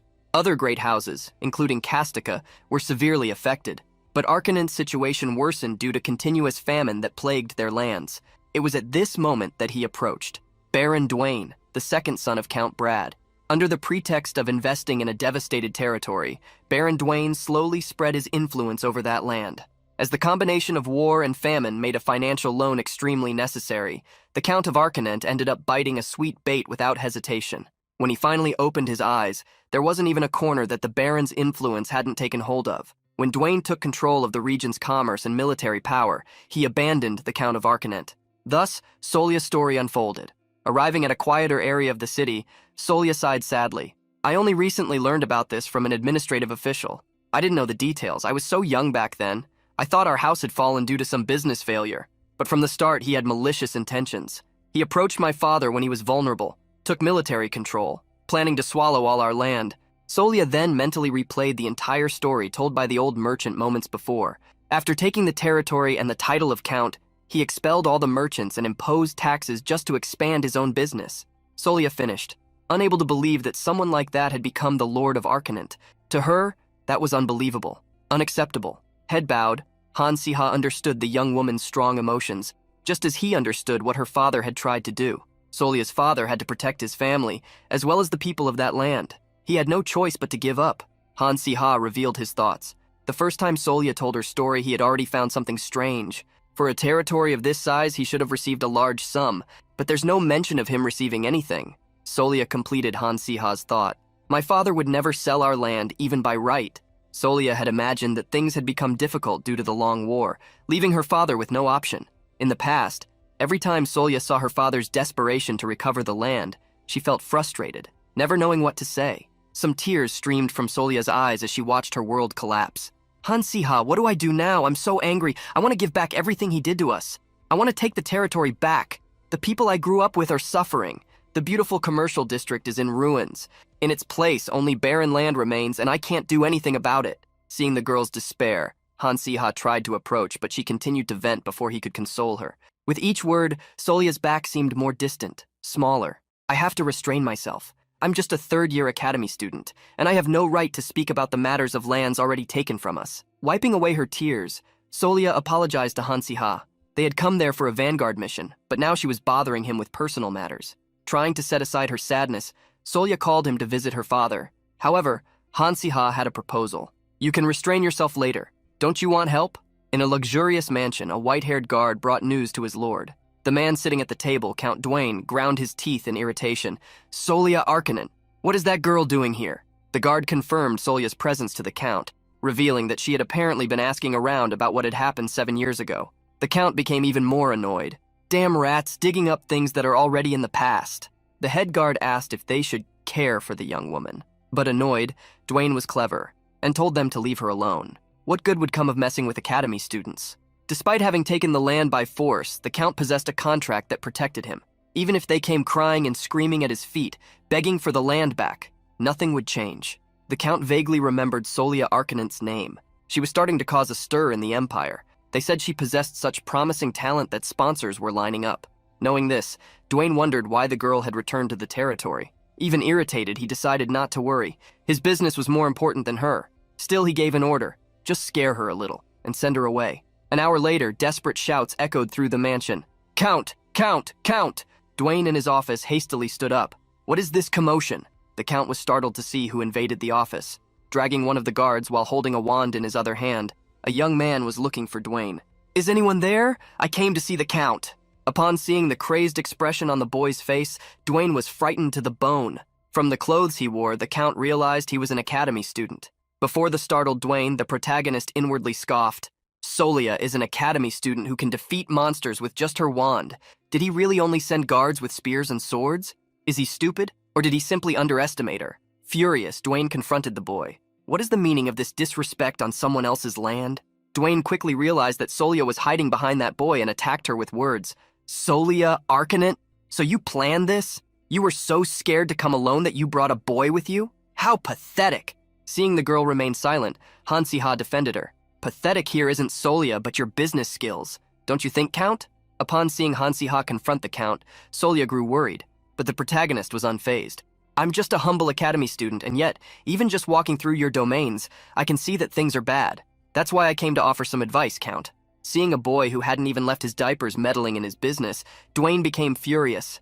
Arrogant just because you're from the academy? For someone who caused a commotion in another's territory, you're quite confident. You must be some brat from a noble family, but here isn't a playground for children like you. The protagonist ignored the Count's words about his family and revealed the reason for his presence. I simply came to see the contract. Surprised, Dwayne jumped back. The protagonist walked towards the Count's desk. The contract by which you received this land, which used to belong to Arcanant territory, I came to check it. Approaching the Count, the protagonist stared him in the eyes, making even his soul tremble before the intensity of that gaze. I want to see with my own eyes if the agreement set forth in this contract is legal. As soon as the guard who had received a few slaps saw the boy approach the Count, he stood up with his sword. How dare you? Don't you realize how rude you're being, acting like this as just a student? Dwayne smiled slightly, calming the guard and telling him to lower his spear. Smiling confidently, the Count didn't care. All right, let's see the contract. Minutes later, Solia and Han-Si-Ha sat down, while the protagonist analyzed the contract. He never imagined that someone who had taken another person's land during difficult times would be so cunning. Legally, there was no problem with the contract. Although unfair, it had been well drafted. The protagonist placed the contract on the table. I have read it carefully. However, I also read that there's an imperial law that states contracts signed under coercion are considered invalid. Seeing the boy smile maliciously, Dwayne became furious. Solia, who had no idea such a law existed, was confused. Obviously, Han-Si-Ha also didn't know such a law existed. He was just bluffing. Despite the accusation, the Count retorted, "A contract under coercion? How can you prove that? Did the old Count say something like that? Are you trying to create confusion using his own daughter?" Hearing Dwayne talk about her father, Solia became irritated. "Watch your mouth." Dwayne grew even more furious with the girl's response. "Who do you think you are to speak like that? What I do or say on my lands is my business. If you came here to create baseless confusion, leave. I even showed you the contract as a courtesy, but even children should know when to stop." With his fury reaching its limit, Dwayne called a guard. "Austin, throw these brats in prison immediately." At that moment, Han-Si-Ha pulled out something that surprised Dwayne. The boy took out an incredibly expensive-looking fountain pen from his pocket. It not only had value, but also had an engraved emblem. Upon seeing the imperial symbol on the pen, Dwayne was surprised to his bones. Undoubtedly, he had visited the imperial capital before, but he couldn't understand how a simple student could possess a pen with the imperial symbol. It was widely known that Empress Linnea had a demanding temperament. Because of this, he had never heard of anyone outside the imperial family receiving an item with the empire's coat of arms. A student walking around with a pen engraved with the imperial symbol? Realistically, that wasn't possible. Dwayne's mind raced, imagining that the young man in front of him might in fact be the prince of the empire. Suddenly, a guard burst into the office, shouting, "My lord, there's a problem! Knights from Kastika territory have just arrived. They're in large numbers. They said if we don't open the gates, they'll invade." Dwayne couldn't understand the nonsense he was hearing. It made no sense for Kastika territory to send troops so suddenly. The bloodthirsty Count Han Tae-Su was known for his merciless campaigns. However, Dwayne had never heard of him starting a war without reason. For such a man to send an army at this moment to Dwayne, it could only mean one thing. He was protecting the prince. Gritting his teeth, Dwayne asked if Han Tae-Su was about to start a war. Smiling slightly, the protagonist replied, "I'd say so." Dwayne was startled to hear the boy complete. "I told Kastika territory that you locked me up."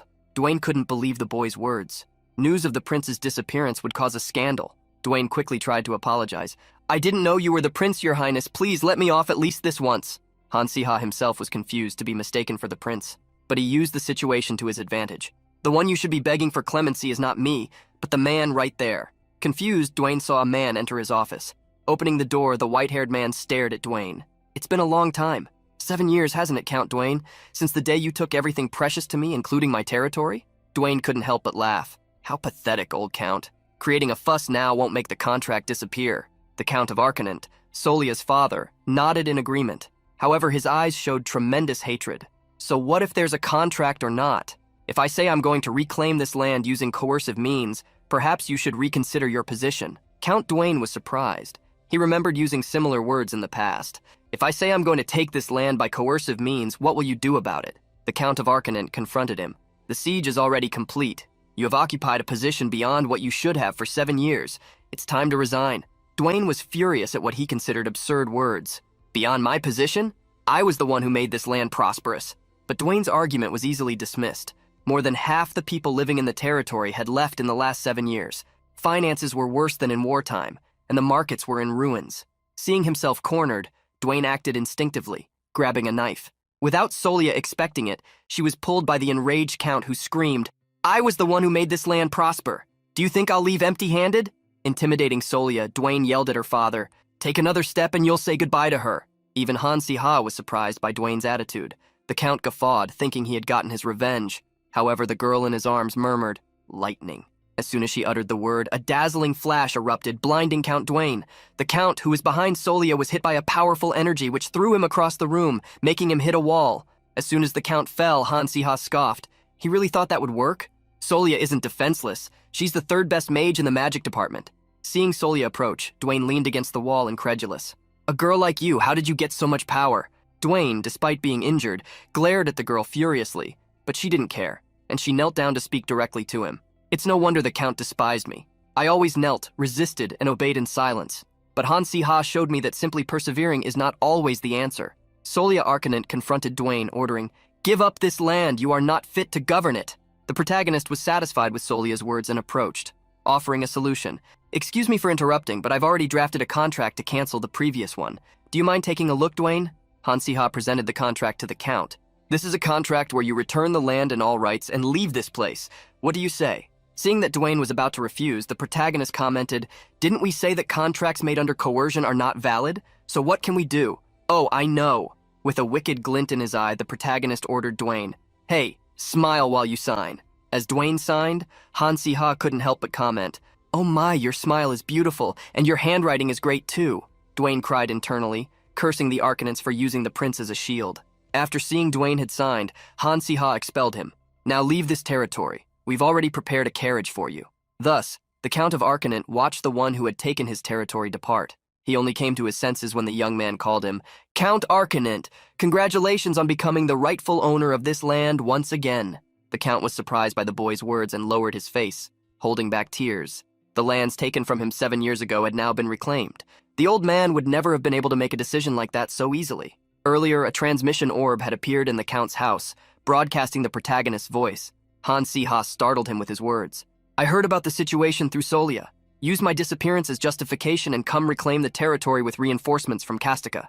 Now." The Count was tremendously frightened by Han Si-ha's sudden proposal. Hearing the Count's reaction, Han Si-ha encouraged him. "I don't think it's that sudden. Solia said you've been gathering funds and manpower to reclaim this land. Hasn't the time come? If what was missing was justification and force, then there's no reason to hesitate." Han Si-ha gave the Count the final dose of courage by disparaging the current owner of the territory. "Against a coward, you need to attack him cowardly. Isn't that fair enough?" Remembering the young man's words had convinced him.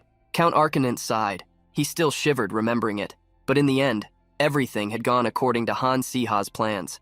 This kind of decision was not something the Count saw in his own family. Thinking of integrating the young man into his family, the Count called his daughter, "Solia, what is your relationship with Han Si-ha?" Confused, Solia replied something that made her father laugh. "We're just classmates, that's all." It was only for a brief moment, but there was a conversation between Count Arcanant and Han Tae-su, old friends, about marrying their children. However, when the situation of the Arcanant territory worsened, the engagement was naturally broken off. The Count wondered how often a young man would ask his own father to send troops to intervene in another house's affairs. This was not something to be decided lightly. Convincing himself, the Count looked at his daughter. "My daughter is also not someone who can be looked down upon anywhere." Solia grew increasingly confused by her father, who gave her his blessing. Sometime later, the protagonist reviewed everything that had happened in his mind. He had skipped classes to obtain obsidian. He never imagined that in the process he would help the Arcanant family. However, things worked out better than they should have. There was nothing better than gaining an informant. Straightening the papers, the Count of Arcanant confirmed that the formalities regarding the return of the lands would be resolved in due course. Amidst the suddenly arising business, the Count remembered something important. Lowering his head, he thanked Han Si-ha. "Thank you. I fulfilled an old wish of mine." The protagonist smiled, returning the courtesy. "I just thought it was something that needed to be done." Impressed by Han Si-ha's manners, the Count remembered that he had a request. Nothing would be difficult to grant for someone who had returned his territory. "Go ahead and say it. I will guarantee you anything." Before the Count's intense gaze, the protagonist went straight to the point. He revealed that he had heard that an obsidian mine in the territory was filled with a malevolent energy. Upon hearing the boy ask for the obsidian mine's location, the Count reflected deeply, remembering a place with such characteristics. However, concerned, the Count asked, "But as far as I know, obsidian is a dangerous substance. Why do you need it?" Since he couldn't tell the truth, the protagonist made up an excuse. "I'm taking magic crafting classes with Professor Han Si-hyuk, and we need obsidian as a material." The The Count, convinced by the answer, sat down. Well, if it's for class supplies and it's in my territory, I know where it is. Picking up a map, the Count circled an area outside the city. It wasn't the exact location, as he didn't remember precisely since the mine had been closed a long time ago, but it was an approximate location. Han-Si-Ha could hardly believe things were flowing so smoothly. I thought it would take forever to find, but he pointed out the location for us. This is perfect. Let's get the map and come back tomorrow with the others. Hearing Han-Si-Ha's idea, Solia nodded to the plan. The next day, the students arrived at the mine in Arcanant territory. With the little dragon in her arms, Yoon Ha-yul waved to Han-Si-Ha. Basil, upon seeing his master, jumped from the girl's arms. He ran quickly towards the protagonist and leaped into his arms. Han-Si-Ha hugged Basil. What happened, Basil? Did you miss me? Han-Si-Ha thought the little dragon was happy but was promptly attacked by its heavy claws. As the protagonist cried, Yoon Ha-yul rebuked him. That's what you get for not paying attention to your little monster for so long. You deserve this. Changing the subject, Yoon Ha-yul, who had arrived earlier than the others, revealed that she had asked around and was told that the cave was the mine's entrance. Not wanting to waste any more time, the group entered the cave. Inside, the ceiling was higher than they expected and the space was quite ample. Observing the surroundings, Solia realized that no one had been there for a long time. Dark energy was something only dark mages could feel or deal with, so she asked Yoon Ha-yul for help. Did your detector pick up any signal? Yoon Ha-yul, holding two small rods, noticed no change. Up until that moment, the suspicious device had given no response. Yoon Ha-yul attested, "It's as if there's no obsidian buried around here." Meanwhile, at Ardell Academy, night had fallen. Adela, sleeping, was sweating intensely, trapped in a nightmare. She saw herself in a mud-devastated area, searching for her parents. She heard their voices, but despite continuing to look for them, she couldn't see them. It was then that she looked down. Several zombies rose from the earth, grabbing her feet. "We are all here." Startled, Adela woke up, jumping out of bed. Having another nightmare about Catablam, Adela tried to remember how many consecutive days that had been happening. Distraught, she spoke to herself as if asking those from her past, "Are you appearing in my dreams to tell me that I cannot sleep peacefully alone?" Adela had always been running blindly in pursuit of her goal, but now she saw that she had finally found friends, found happiness, discovered what joy was. They told her that her wish had come true, but Adela couldn't help but wonder, why can't I free myself from this guilt?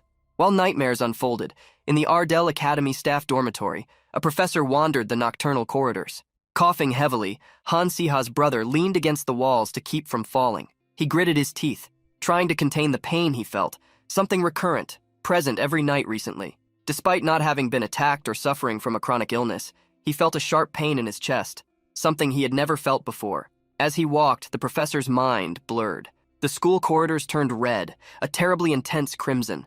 A red liquid oozed from the walls, making the scene even more terrifying. The professor tried to calm himself, telling himself that this wasn't real, just an illusion. However, more than an illusion, it was a glimpse into the future. With a vacant look, the professor wondered what was about to happen. In a forge, a meeting was taking place. A chest of obsidian had been collected, delivered by Han-Si-Ha to his colleagues. With his arms crossed, Seymour was confused. But there was no obsidian on the cave walls. So where did these come from? What had happened in the cave was still on Han-Si-Ha's mind. Even Yoon Ha-yul questioned if something had occurred inside that mine. For Han-Si-Ha, it was most likely that someone had already cleared all the obsidian, which worried Yoon Ha-yul, who asked what they would do. Han-Si-Ha asked her not to worry. For the past 7 years, there was a man who desperately tried to get rich in this place, remember? Solia immediately recognized who Han-Si-Ha was talking about, the person they had expelled from the city. This was how Baron Dwayne, or rather just Lord Dwayne, who had just escaped Arcanant territory, was captured. Persuading Dwayne to reveal the location of the obsidian cellars was easy, as he himself begged to be spared. "I'll tell you everything, so please spare my life, Prince." It was even at that moment that Han-Si-Ha revealed Dwayne was mistaken about who he really was. "You keep calling me Prince, but I'm not the prince, you know?" Confused, Dwayne asked about the fountain pen Han-Si-Ha was using. Looking away, the protagonist revealed, "That? I just took it from Her Majesty, the Empress." Dwayne was completely shocked by the revelation, and his cry of outrage echoed through the forest. Solia sighed, just remembering what she had gone through with Han-Si-Ha. Anyway, she continued the story. As Han-Si-Ha said, in the few years of the Arcanant Kingdom without a just lord, an unknown buyer offered a high price for the obsidian. And because of the evil aura, the desperate people of Arcanant mined every piece of the crystal from the cursed mine and sold it. Hearing the story, Seymour asked how they had a chest of obsidian if all of it had been sold. Faced with the question, Han-Si-Ha revealed that this was the last chest that had not yet been sent to the buyer. Anxious, Natalie asked to use the obsidian immediately to make a detector or something similar. However, Han Si-ha had to restrain her. Wait, before that, there's something important. Remembering the pile of tasks he needed to do, the protagonist warned everyone. Midterm exams are coming up. Natalie was shocked to remember the exams, as were the others, who knew how important they were for facing the brutal life at the academy. On the other hand, the only person who had no reaction was Adela. The protagonist noticed the distant expression his friend displayed. Pulling her from her thoughts, Han Si-ha approached. Adela, you don't seem very well lately. Is something wrong? Surprised by the question, Adela evaded. Don't worry, just focus on preparing for the exams. With that, she left the meeting first. Han Si-ha watched Adela leave. Looking at his friend's back, he wondered what was happening. That night, walking through the academy corridors, Adela faced the lies she had told Han Si-ha. However, she didn't want him to know that she was still trapped in the past. She didn't want to appear weak. Suddenly, Adela felt a strong wind coming from a window that should have been closed. It was then that she saw a figure, a person standing by the window. That woman wore a black cloak. Immediately, Adela realized who she must be, a dark mage. With a smile, the woman entered the academy. Wait, I won't hurt you. Conjuring a magic circle, she attacked Adela, preventing the girl from speaking and also blocking her movements. Walking up to the girl, the mage stated that she had come peacefully just to talk. With a smile, she stared into the girl's eyes. No need to be afraid, I'm just here to tell you something interesting. It's something you're interested in. I know you're from Katablam. Adela was shocked by the mage's comment. For several years, she had tried to hide her origin. Except for Han Si-ha, no one knew she was the girl who had survived the cursed village. She didn't understand how those people could know. The woman, planting a seed of curiosity in Adela's mind, watered it. Don't you want to know who is behind what happened to your village? Now able to speak again, as the woman had removed part of the seal, Adela questioned, Who are you? How do you know about my home? Don't tell me you were one of the people who caused that. The woman unknown to Adela smiled, denying. It wasn't me, but if you want to know, I can tell you who it was. Aren't you curious? Adela took the bait the woman placed on her plate. 10 years. I've spent 10 years searching for an invisible enemy to seek revenge. The woman was satisfied to see the anxiety on the girl's face. She sighed, as if she were on Adela's side as a victim. You must be harboring deep anger. A family destroyed, annihilated, wiped off the face of the earth. You should return the same pain to them, even if that's your friend Han Si-ha's family. The true culprit is Kastika. Adela felt her world crumble upon hearing the woman's words. Unwilling to believe, she murmured, What did you say? A few days later, on a carriage ride, Han Si-ha frowned, pondering his problems. He was quite uneasy about how he and Adela had said goodbye a few days ago. During the midterm exams, Han Si-ha had tried to talk to his friend, but it seemed she was trying to avoid him. Before he knew it, exam week ended, and a Kastika carriage appeared to pick him up, preventing him from having a proper conversation with Adela. When Han Si-ha arrived in Kastika, it was already night. The protagonist went to his father's office, having been informed that Han Taiso was looking for him. Han Si-ha, who had heard that the matter would be serious, received an envelope from his father. Curious, he opened the envelope. An invitation to a social gathering seeking to strengthen ties between Kastika and Arcanent. Han Taiso was direct. You have a lot to do as Kastika's successor, that's why I called you. The protagonist was surprised by the sudden topic. Han Taiso was planning a celebration with Arcanent, which had recently regained its territory. Han Taiso also had other things in mind. Instead of keeping the girl from Katablam by his son's side, Han Taiso wanted to open up opportunities to offer him other options. Not many days later at the academy, rumors began to spread. A gossiping girl chatted with her friend. Did you know that the Kastika family, which Han Si-ha belongs to, and the Arcanent family, Solia's family, are having a social gathering together? The gossiping friend nodded. I already knew. My father was invited. By the way, did you hear that those two are apparently getting engaged? Walking a little behind the gossiping girls, Yoon Ha-yul was shocked to hear the last part of the conversation she was eavesdropping on. She jumped on top of one of the girls, irritated, questioning. When was that decided? The girl was startled by the sudden approach and snorted, annoyed. Is that any of your business? Yoon Ha-yul retorted, blazing. But what about my feelings? The gossiping girl shrugged. But who cares about your feelings? Despite being annoyed with Yoon Ha-yul for the scare, the girl revealed that she had asked Solia about the matter and heard that the engagement was a thing of the past. While the conversation was happening, Adela observed the girls out of the corner of her eye. Thinking of Han Si-ha and Solia together, she lowered her head. Despite the pain in her chest caused by her feelings, she tried to force herself not to continue that way. In her mind, Adela questioned herself every minute about what she would do if Han Si-ha's family was truly involved in the Katablam incident.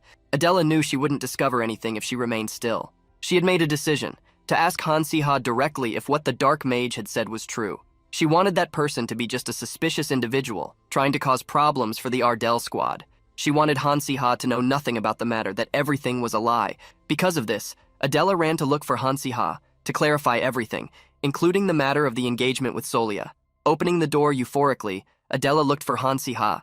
However, not seeing anyone, she felt a little embarrassed, as she had arrived with such confidence. While planning to wait for Han Si-ha's return, Adela felt an extremely dark energy. This energy came from inside the wardrobe, emanating a familiar presence.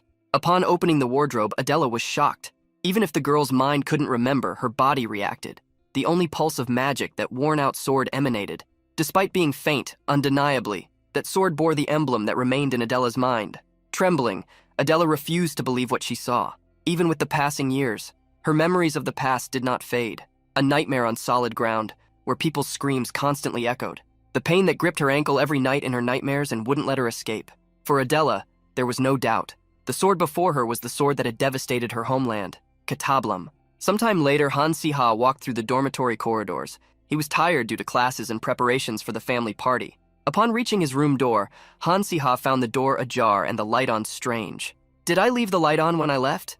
It's also not time for one to be back. When Han Si-ha was about to enter, a sword lunged, stopping next to his shoulder. A cold gaze appeared on the protagonist's face, mixed with curiosity and disbelief. The girl in front of him, holding that sword while trembling, was none other than Adela. Han Si-ha confirmed what Adela wanted to ask, without her needing to open her mouth. So you found out. Adela couldn't believe his words and gritted her teeth in hatred. She lowered the sword, unleashing her fury. Why? Why did it have to be you? It could have been anyone else. If it had been any of them, I could find a way to get revenge. It could have been Solia, or even One, or even Li Han. I would be fine if it was one of them, but why did it have to be you? Han Si-ha didn't want to hurt Adela, so he tried to avoid telling the truth. However, it was too late now. He regretted not having cut the problem off long ago. If things continued this way, he would end up becoming her enemy. Just like the third-rate supporting character Han Si-ha, the protagonist knew he would have to walk the path of perishing at the hands of one of the main characters. This almost became a wish, so that he wouldn't have to face the look of despair on Adela's face. Afraid of losing his friend, Adela made a request. Han Si-ha, I'm going to give you one last chance. Tell me you didn't know. The protagonist lowered his head and sadly replied, Adela, I'm sorry. Time passed, and soon the day of the party arrived. Han Si-ha, wearing a beige suit, waited in the garden where the celebration would take place until he heard a girl call him. With a party dress that revealed her shoulders, Solia approached Han Si-ha, showing a slight smile. You're already here? Of course, Han Si-ha was there. Well, I'm one of the hosts. Faced with Solia's appearance, the protagonist complimented her. You look beautiful, Solia. Hearing the sudden compliment, she looked away, thanking him shyly. As the party was being held on a holiday, most of the families connected to Kastika and Arcanent showed up. Even some friends from the academy attended.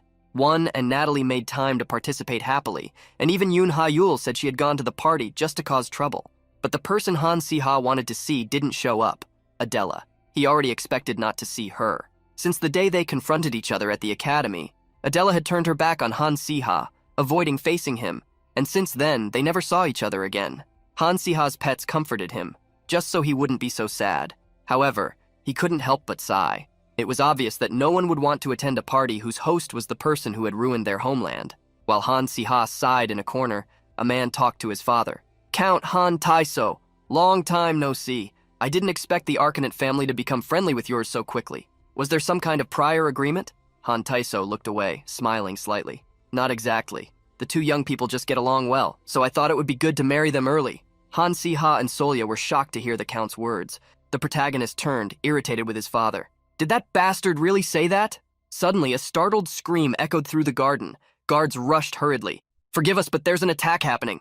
The sky turned dark, while a crimson mist hung in the air. With a dark wizard at the forefront, a group of mages appeared in the sky. They had suddenly invaded the place with the emergence of the mist. The protagonist wondered why dark mages would appear in a place like that, but soon tried to think logically. Count Han Tae-so, the bloodthirsty count, and the Count of Arcanent had fought together in the war. With two generals who defeated countless dark mages, there was no reason to fear. However, there were also countless civilians present.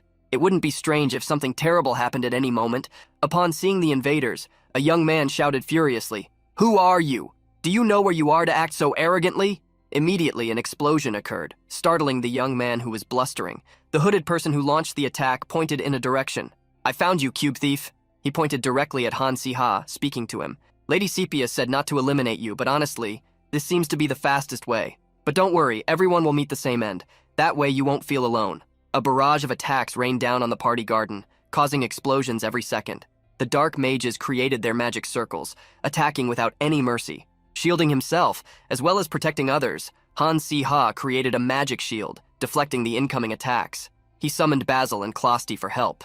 Immediately, the little fire dragon gathered a large amount of power, launching a flaming breath towards the dark mages. Meanwhile, Closty flapped her wings excitedly. She flew among the enemies, casting her freezing magic. On the battlefield, ice spikes emerged at Closty's command, turning those who dared to go against her master into frozen kebabs. The protagonist was satisfied to see the duo in action. He internally mocked the dark mages. Are they crazy? Even if losing the cube made them furious, launching such an assault, and on top of that at a party sponsored by Castica, where so many nobles participated, among these people were names like Count Antaeus and experts in hunting dark mages, and yet the other side was attacking in broad daylight in the heart of enemy territory. With the number of troops the dark mages had brought to battle, Han Si-ha wondered what exactly they planned. Solia, participating in the battle, cast an incandescent light spell. After the confrontation began, a lot of time had already passed, and Solia couldn't stop seeing enemies appearing. Finally, she understood what was happening, and before she could warn Han Si-ha, he nodded. I understand too. They're being generated endlessly. This is a self-replication spell, one that, even among dark mages, should be difficult to use. Han Si-ha knew that the longer the fight dragged on, the worse it would become. Above all, there were many people who still hadn't managed to evacuate. If the battle continued, they would inevitably be hit by the attacks. Annoyed, Han Si-ha wondered why this situation was happening. At the same instant, a notification window appeared before him. Skill reward acquired. Congratulations. Tamara abilities have been enhanced. With his two pets, Basil and Closty, receiving a new skill, Han Si-ha gained area taming, which allowed taming monsters within a certain range for a limited time. The protagonist hammered the accept skill button, desperate in such an urgent situation. He put his hands on the ground, activating the skill, which created an immense magic circle. He wished from the bottom of his heart. Anything, anyone, just help. Dogs living around the mansion heard the call of the taming skill. They rushed hurriedly towards the master tamer. When the monsters arrived, the protagonist commanded them, "Quick, protect the civilians!" Han Si-ha, while the wolves ran through the garden, asked all civilians to follow them to a safe place. To facilitate the escape, the protagonist asked Basil and Closty to go ahead, clearing the way for the others. Despite things settling down, Han Si-ha didn't see the number of enemies decreasing. Humans naturally had limited stamina, and it ran out much faster than that of puppets. Therefore, Han Si-ha knew he needed to find the real body as soon as possible. If they were being controlled, the real person must be nearby. Han Si-ha's only option was to make the true culprits reveal themselves. Stepping onto a chair, he stood up and shouted, "Hey, you useless lot, don't hide. How about we have a chat? Are you so pathetically weak that numbers are your only strategy?" The puppets stopped moving. From their midst, a voice commented, "Just as I heard. You're an arrogant brat. Don't worry. I don't intend to eliminate everyone present." Upon hearing someone speak, Han Si-ha found his target. That malicious voice continued, "For the future promised to us by Lord Abaddon, some sacrifices are inevitable, just like everything we said before. What we want is to capture you and discover the location of the cube. How about this?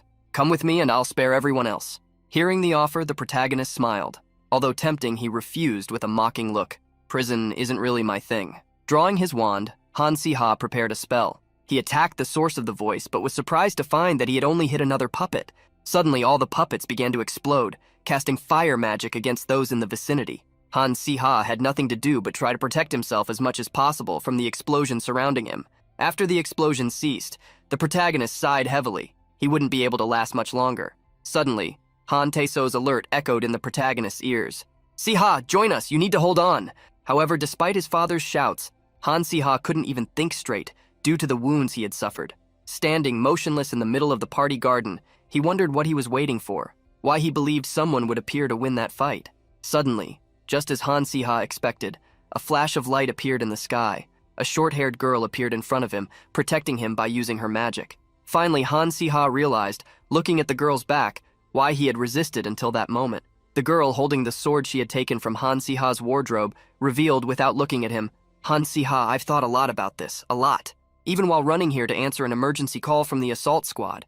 But listen, Han Si-ha, you've saved me more than once. You've shown me a reason to live. You've proven that there are still more beauties than reasons for revenge in this world, and that's why it's my turn to help you. So relax, Han Si-ha. The moment Adela held that sword, she felt the blade respond to her desperate heart. In that instant, what she sought more than anything was to find the original among those countless clones. Advancing with the sword in hand, Adela followed the bright light guiding her along the path where she should swing the blade, cutting down everything that blocked her way. After pressing forward, Adela found a different clone. In fact, the true mage. Upon finding him, she lunged toward him, prepared to attack with the sword of light. However, the mage smiled maliciously as he saw her approach. A cube in his hand released a blinding glow. Adela put her hand in front of her face, trying to block the light. What is this? A sudden surge of immense magic. The mage praised Adela for finding him, but scoffed. Did you really think I would come here without a plan? She was shocked to see the mage wielding a cube. With the powerful item in hand, he explained its function. This is the cube of emotion, a device that amplifies your latent emotions. Now that weak sense of justice of yours, let's see how long you can sustain it. Releasing the cube, the mage let the item pour out all its powerful energy. The energy enveloped Adela in an instant. As her eyes darkened under the cube's influence, she began to question herself. Yes, why am I trying to protect these people? Nobles who disparage the lives of commoners and turn a blind eye to the sins they committed in the past? There's no need to protect them. Why am I even here? Adela fell to her knees, tormented by her own doubts and feelings. The night before, the black mage who had shocked Adela and then disappeared, suddenly reappeared. She walked toward the desolate girl, sitting on the ground. Oh dear, how regrettable. The truth you faced was inevitable. With a cold gaze, Adela asked the mage to at least tell her why she had returned. Seeing her impatience, the woman decided to answer. I came to give you a chance for revenge. Isn't it vulgar that those who buried an entire village are still living comfortably without any punishment? The mage mocked the way Kestina partied, while Adela, isolated in her room, could only lament. Just as someone wouldn't remember an ephemeral caught 10 years ago, the nobles also see the Katablam incident as worthless. Thinking of Han Si-ha, Adela stood up, furious, refuting the mage's words. Not all nobles are like that. However, the mage used Adela's words against her. Then why did Han Si-ha hide the truth even though he knew? Adela was speechless. She didn't understand why and didn't know how to answer. With a smile, the mage made a proposal. Didn't I say I'd give you a chance? Tomorrow, one of my subordinates will plan an attack on the party in Kastika. Normally, I would stop him, saying it's too dangerous. But besides the Kastika family, many other noble families will be at the party. The mage's eyes sparkled at the thought of all those nobles being eliminated. Even if it was for a personal grudge, she could ignore her subordinate's dangerous actions. That's why I came to inform you of what no one else knows. After all, what we want is Han Si-ha, not his father. Upon hearing that Han Si-ha was the target, Adela suddenly stood up. But the mage quickly went to the window, putting on her disguise again. If you are willing, I will allow you to bring down Kastika with your own hands. Just say that the black mages attacked the party. What a perfect excuse, isn't it? Before leaving, the mage made it clear that the choice would be Adela's. Actually, I feel very sorry for you, so I hope we don't meet as enemies in the future. Thus, the black mage disappeared into the darkness of the night, leaving Adela alone in her room. After what happened that night, Adela couldn't even close her eyes. Thinking and worrying, she remained awake throughout the night. Faced with the emotions the cube awakened, Adela stood up, consumed by the turmoil of her feelings. Actually, I wanted Count Han Teso to lose everything he had and to be buried underground. That man buried innocent people, so he deserves such pain. This man and that son, I wanted them to feel the same pain I felt, to regret what they did in the past. I endured for 10 years just for the pleasure of my revenge. That was the only goal I had. The mage bearing the cube smiled excitedly, satisfied with the artifact's power. Thanks to the cube, everything was happening as planned. Relief showed on his face for secretly bringing it just in case. With everything ready to finish off Kastika, the mage ordered Adela to swing her sword and unleash all the hatred she carried. However, instead of obeying, Adela refused. In her memory, the image of the one who saved her strongly emerged. I can't do this. Adela's eyes, previously darkened, now shone with a green full of hope. From the girl with the sword, a faint glow emerged as she countered the mage's orders. If I really eliminated Count Han Teso, then there would be no turning back. Raising her sword bravely, she pointed it directly at the mage. Faced with the young woman's actions, the black mage was terrified. Wait, why? Wasn't the cube's power working perfectly? Gritting her teeth and placing all her hope in Han Si-ha, Adela advanced. However foolish her actions might seem, however much she wished to punish Han Teso, above all, she wanted to save Han Si-ha, and it was by defeating the mage with a lunge of her sword, recovering another cube, that Adela managed to achieve this feat. After the attacks and the recovery of the cube, Adela jumped away, while the mage fell, still in disbelief. With the cube in hand, Adela looked around. Everything was over. At that moment, a man approached. Han Tae-so. However, the young woman walked past him without even looking him in the eyes. Adela only wanted to find Han Si-ha. Extending her hand to give him the cube, she said, "I still haven't forgiven you, so you'll owe me double this debt later." With tears streaming down her face, Adela summoned him, a summons that would prevent him from leaving her behind. Han Si-ha bit his lips, trying to hold back his tears. Then he held the cube, as well as Adela's cold, trembling hand. As a faint glow from the cube of emotion enveloped both their hands, Han Si-ha silently assented to the summons that would bind them.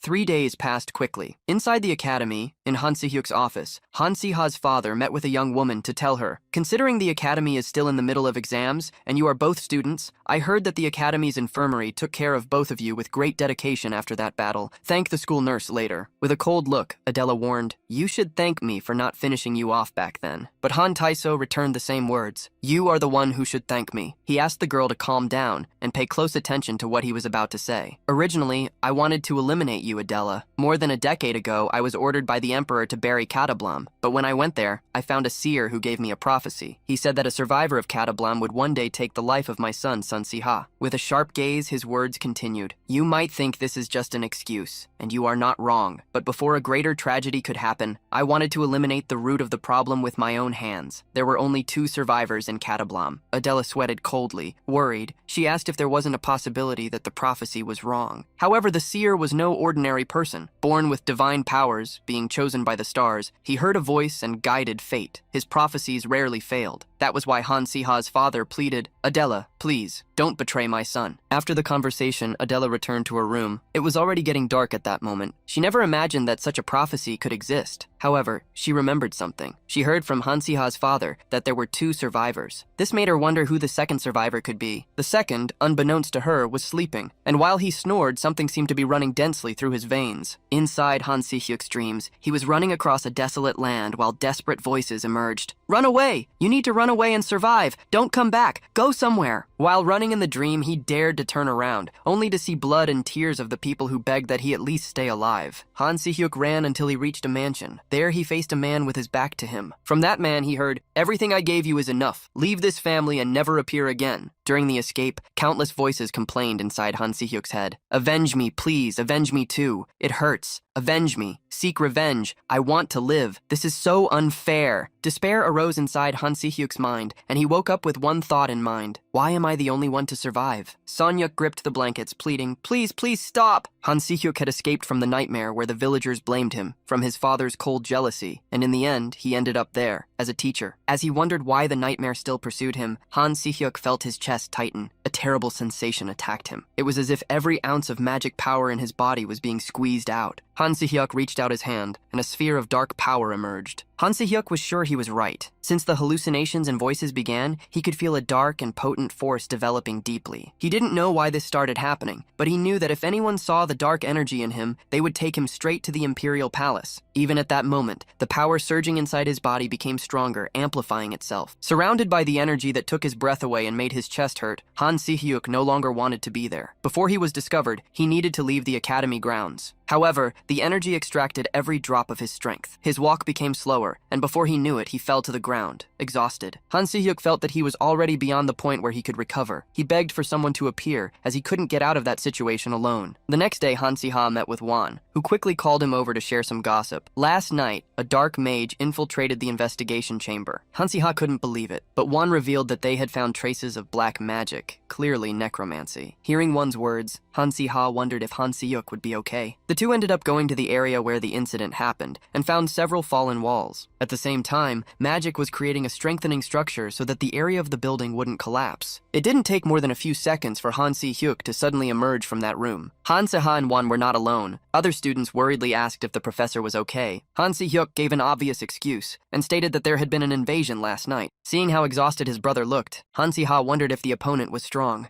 Since everyone wanted to know what they shouldn't, Han Si-hyuk asked them to leave the work to the teachers. It might be dangerous, so return to your dormitories and stay there. Everyone shared the thought that the professor looked tired. Han Si-hyuk saw some very worried students. If even the professors are having problems, doesn't that mean the school is no longer safe? The matter had reached a meeting with all the professors. Han Si-hyuk was present. Haigor, the professor of magical energy generation science, wanted to treat the matter seriously. A dark mage infiltrated the first floor of the academy. We must conduct a strict investigation to discover the truth. The director remembered how many were already shocked when they discovered that Professor Grunui was a dark mage. Now, the entire institution was on high alert. It was natural that they were tense. The director went straight to the point, commenting that he had heard that Professor Han had already started the investigation. He is a talented seer and powerful mage, known in the magic department for concluding any investigation within a month. If anyone can solve this, it's him. Another professor came to interrupt, but asked confusedly, "Doesn't something seem strange? The breach occurred right in front of the laboratory. Why did Professor Han come out unscathed?" The two professors next to Han Si-hyuk proceeded to praise him. Knowing his abilities, he must have used excellent defensive magic. Professor Grint knew how the other professors admired Han Si-hyuk, but he didn't expect it to be to such a great extent. What the professors were saying made sense, however, at the scene of the supposed battle. Despite having sensed two auras, Professor Han's aura was extremely powerful. It was neither defensive magic nor light magic. This made him wonder, what is Professor Han Si-hyuk hiding? When the meeting ended, it was already late afternoon. Han Si-hyuk left the meeting room with an extremely tired look. It was then that upon arriving in his room, he found another person. Seeing his father sitting on the sofa, Han Si-hyuk hastily asked the reason for his presence. Han Taisho believed the young man already knew and warned once more, "Han Si-hyuk, leave the empire at once." The Han family leader asked Han Si-hyuk if he knew why he had come to the academy. Han Si-hyuk could only try to investigate. "Did something displease you?" Han Taisho shook his head negatively and stated, "Resign from your position as an academy professor. That is why I came here." Han Si-hyuk was surprised. In the past, when he first became part of Kastika, he once clung to the hope of winning the love of his newly found father, but he discovered that gaining Han Taisho's approval was impossible. He had been sent away, showing that his past life had been nothing more than a journey of running away from Han Taisho. The young professor trembled as he spoke. "I earned the recognition of the Minister of Magic without the family's power, and I planned to live quietly in this academy, as my father wished. But now, you are taking away everything I have left." Han Taisho interrupted Han Si-hyuk, looking at him with a sharp gaze. He stood up, asserting, "The reason you need to resign is not because of me or because of the family, but because of your own actions." A severe look was shown by Han Taisho. He revealed that he knew everything. The dark mage who attacked the academy was your doing. Han Si-hyuk was shocked to hear his father's words. Han Taisho was there to warn him. "Professor Grint suspects you. He is sharp and highly skilled. You can try to hide it now, but one false move, and he will discover the truth." Thanks to luck, Han Taisho believed he had discovered the truth before the professor. Han Si-hyuk was still surprised, until he lowered his head, fearfully asking what his father would do with him. Han Taisho was silent for a while before revealing, "A new imperial decree has been issued. If a dark mage is discovered in the family, 3 generations will be executed. To protect my family, I will trust you one last time. This will be the last time I see you." Faced with Han Taisho's ultimatum, the young professor displayed an incredulous look. Like an unbelievable maniac, he began to laugh, upon discovering how it would end. He couldn't even explain why that power resided within him, leaving only frustration and resentment. Han Taisho held Han Si-hyuk by the shoulders and ordered, "Si-hyuk, leave the empire." Han Si-hyuk, looking at his father's hands, didn't know how to respond. Han Taisho's words were sharp and reminded him of the past. "I raised you for over 10 years. That is not a short time for me either. I never saw you as a son, although you might have seen yourself that way. I was not a good father, but I don't want to be the one who kills his own people." Walking past Han Si-hyuk and heading towards the door, Han Taisho ordered the young man to leave. "Today is the only time we see each other." The next day, the academy became chaos with the news that was spreading. Everyone commented on how Professor Han Si-hyuk had disappeared. Everything was very confusing. The professor was teaching normally until the previous day. Those who had class with Han Si-hyuk wondered what would happen. Hearing the news, Adela hastily asked Han Si-ha what was going on, but he claimed to know nothing. The young woman was shocked and asked if they even knew when the professor would return, but Han Si-ha couldn't even say that. Han Si-ha gave a single answer. "It seems to be a long-term thing." Seeing how Han Si-hyuk had fled, Han Si-ha was not surprised. Dark mages couldn't easily infiltrate the academy, not only because of security, but because a single dark mage attacking normal mages would just be handing themselves over to the wolves' den. Everything seemed very confusing to Han Si-ha about the matter, even more so when the attack happened only in the investigation room where Han Si-hyuk was, which made things suspicious. He couldn't help but wonder, why attack the Empire's most important prophet instead of dormitories or classrooms? Unless you're crazy, it doesn't make sense, right? Han Si-ha reached 2 conclusions. First, Han Si-hyuk could use black magic. Second, he lost control, causing the incident, and was therefore hiding. The defeated expression that Han Si-ha saw on his brother's face the day before was not from exhaustion, but from the guilt of using forbidden powers. All this made Han Si-ha wish that wherever his brother was, he would be safe. Time passed, and soon the holidays arrived after the end of the exams. The imperial decree to execute 3 generations linked to a dark mage spread throughout the empire, quickly terrifying many people. Talking with Wan, he joked, "Isn't this just being a dictator?" But in the end, he was right. The emperor was truly a dictator. Hearing Han Si-ha's words, Wan was happy that no one else had heard. The young man had said something crazy that could have cost him his life. The holidays passed quickly, and soon the first day of school arrived. Han Si-ha was lying in a large bed with red sheets next to a fireplace. He woke up with the sunlight and stretched as he got up. He slept soundly without waking up early for the first time in a long time. Waking up in the dormitory bed for the first time, feeling rested, was inevitable. Han Si-ha looked for the clock, and upon seeing the time, he was startled. It was already past 8 in the morning. Being late, he shouted, startling one who got up hastily. "Why are you shouting?" As soon as Han Si-ha warned his roommate that they were late, the two jumped out of bed. The two didn't even get dressed properly, as they had to run to the classroom. By some stroke of luck, they managed to arrive before class had begun. As they approached the room, Han Si-ha was confused, as he saw many people crowding the hallway. As he wondered why everyone was there, Han Si-ha approached a bulletin board where there was a large piece of paper. Everyone looked at him when he saw what was written there. Professor Han Si-hyuk is the illegitimate son of the Caster family. He is a dark mage. While Han Si-ha was still surprised looking at the news board, many people around started gossiping about the subject. Seeing how everyone started gathering around him, Han Si-ha irritably stated, "Listen carefully." He proceeded to read the text. Professor Han is an illegitimate son, that is true. He then moved on to the second line. He is a dark mage. To know if that is true, we need to confirm it with him directly. Who here wants to go find Professor Han and ask him? Han Si-ha approached one of the students who was gossiping and directly questioned him if he wanted to go talk to the professor. Obviously, the student refused. Han Si-ha's voice became increasingly forceful. "I have Professor Han's address, so I can ask him the answer. Curious? Otherwise, class is about to start, so get out of my way." The young man ran away quickly, afraid of Han Si-ha. The protagonist crossed his arms, wondering who had written that. Throughout the day, Han Si-ha was forced to hear whispers behind him. Even when he went to train, people continued to whisper, driving him crazy. Since Han Si-ha would at least have a part-time job in Professor Ernest's laboratory during that semester, he would have some time to rest. While Han Si-ha was resting, he heard someone call him. A young woman with short, wavy orange hair approached, asking if he was okay. Upon seeing Senior Betty, Han Si-ha immediately investigated. "Aren't you going to ask what's going on?" Senior Betty smiled when she heard the question and reassured him. "I'm not interested in gossip. It makes no sense to spread things about people we don't know." Betty was the one who would work part-time with Han Si-ha. He was relieved to see that she wasn't like the others. But seeing Han Si-ha thinking about the time, Betty quickly woke him up. "Focus on the research! The professor wants us to prepare the documents today." Suddenly changing the subject, Betty looked away. "Han Si-ha, can I ask you a favor?" Upon hearing that Betty wanted a favor, Han Si-ha asked what she wanted. Betty had pretended not to care about the Si-hyuk incident, but it was obvious that she did. However, Betty brought up a topic that Han Si-ha did not expect. "In your class, there's a girl named Natalie, right? Could you introduce me to her?" Han Si-ha was so confused that he raised his eyebrows, wondering if he had heard correctly. He tried to investigate why Betty wanted this. The young woman explained that it wasn't anything special, just something related to her graduation thesis on artifacts. Betty excitedly recalled how Natalie's family was famous for artifact creation. "I was wondering if I could get some help with my research." With the look of a kitten, Betty begged Han Si-ha to help her. The protagonist had no reason to refuse, as Natalie would also be happy to help. Everything Betty asked for made sense. She was already in her final year, so she must have been preparing for her final thesis. Betty revealed to Han Si-ha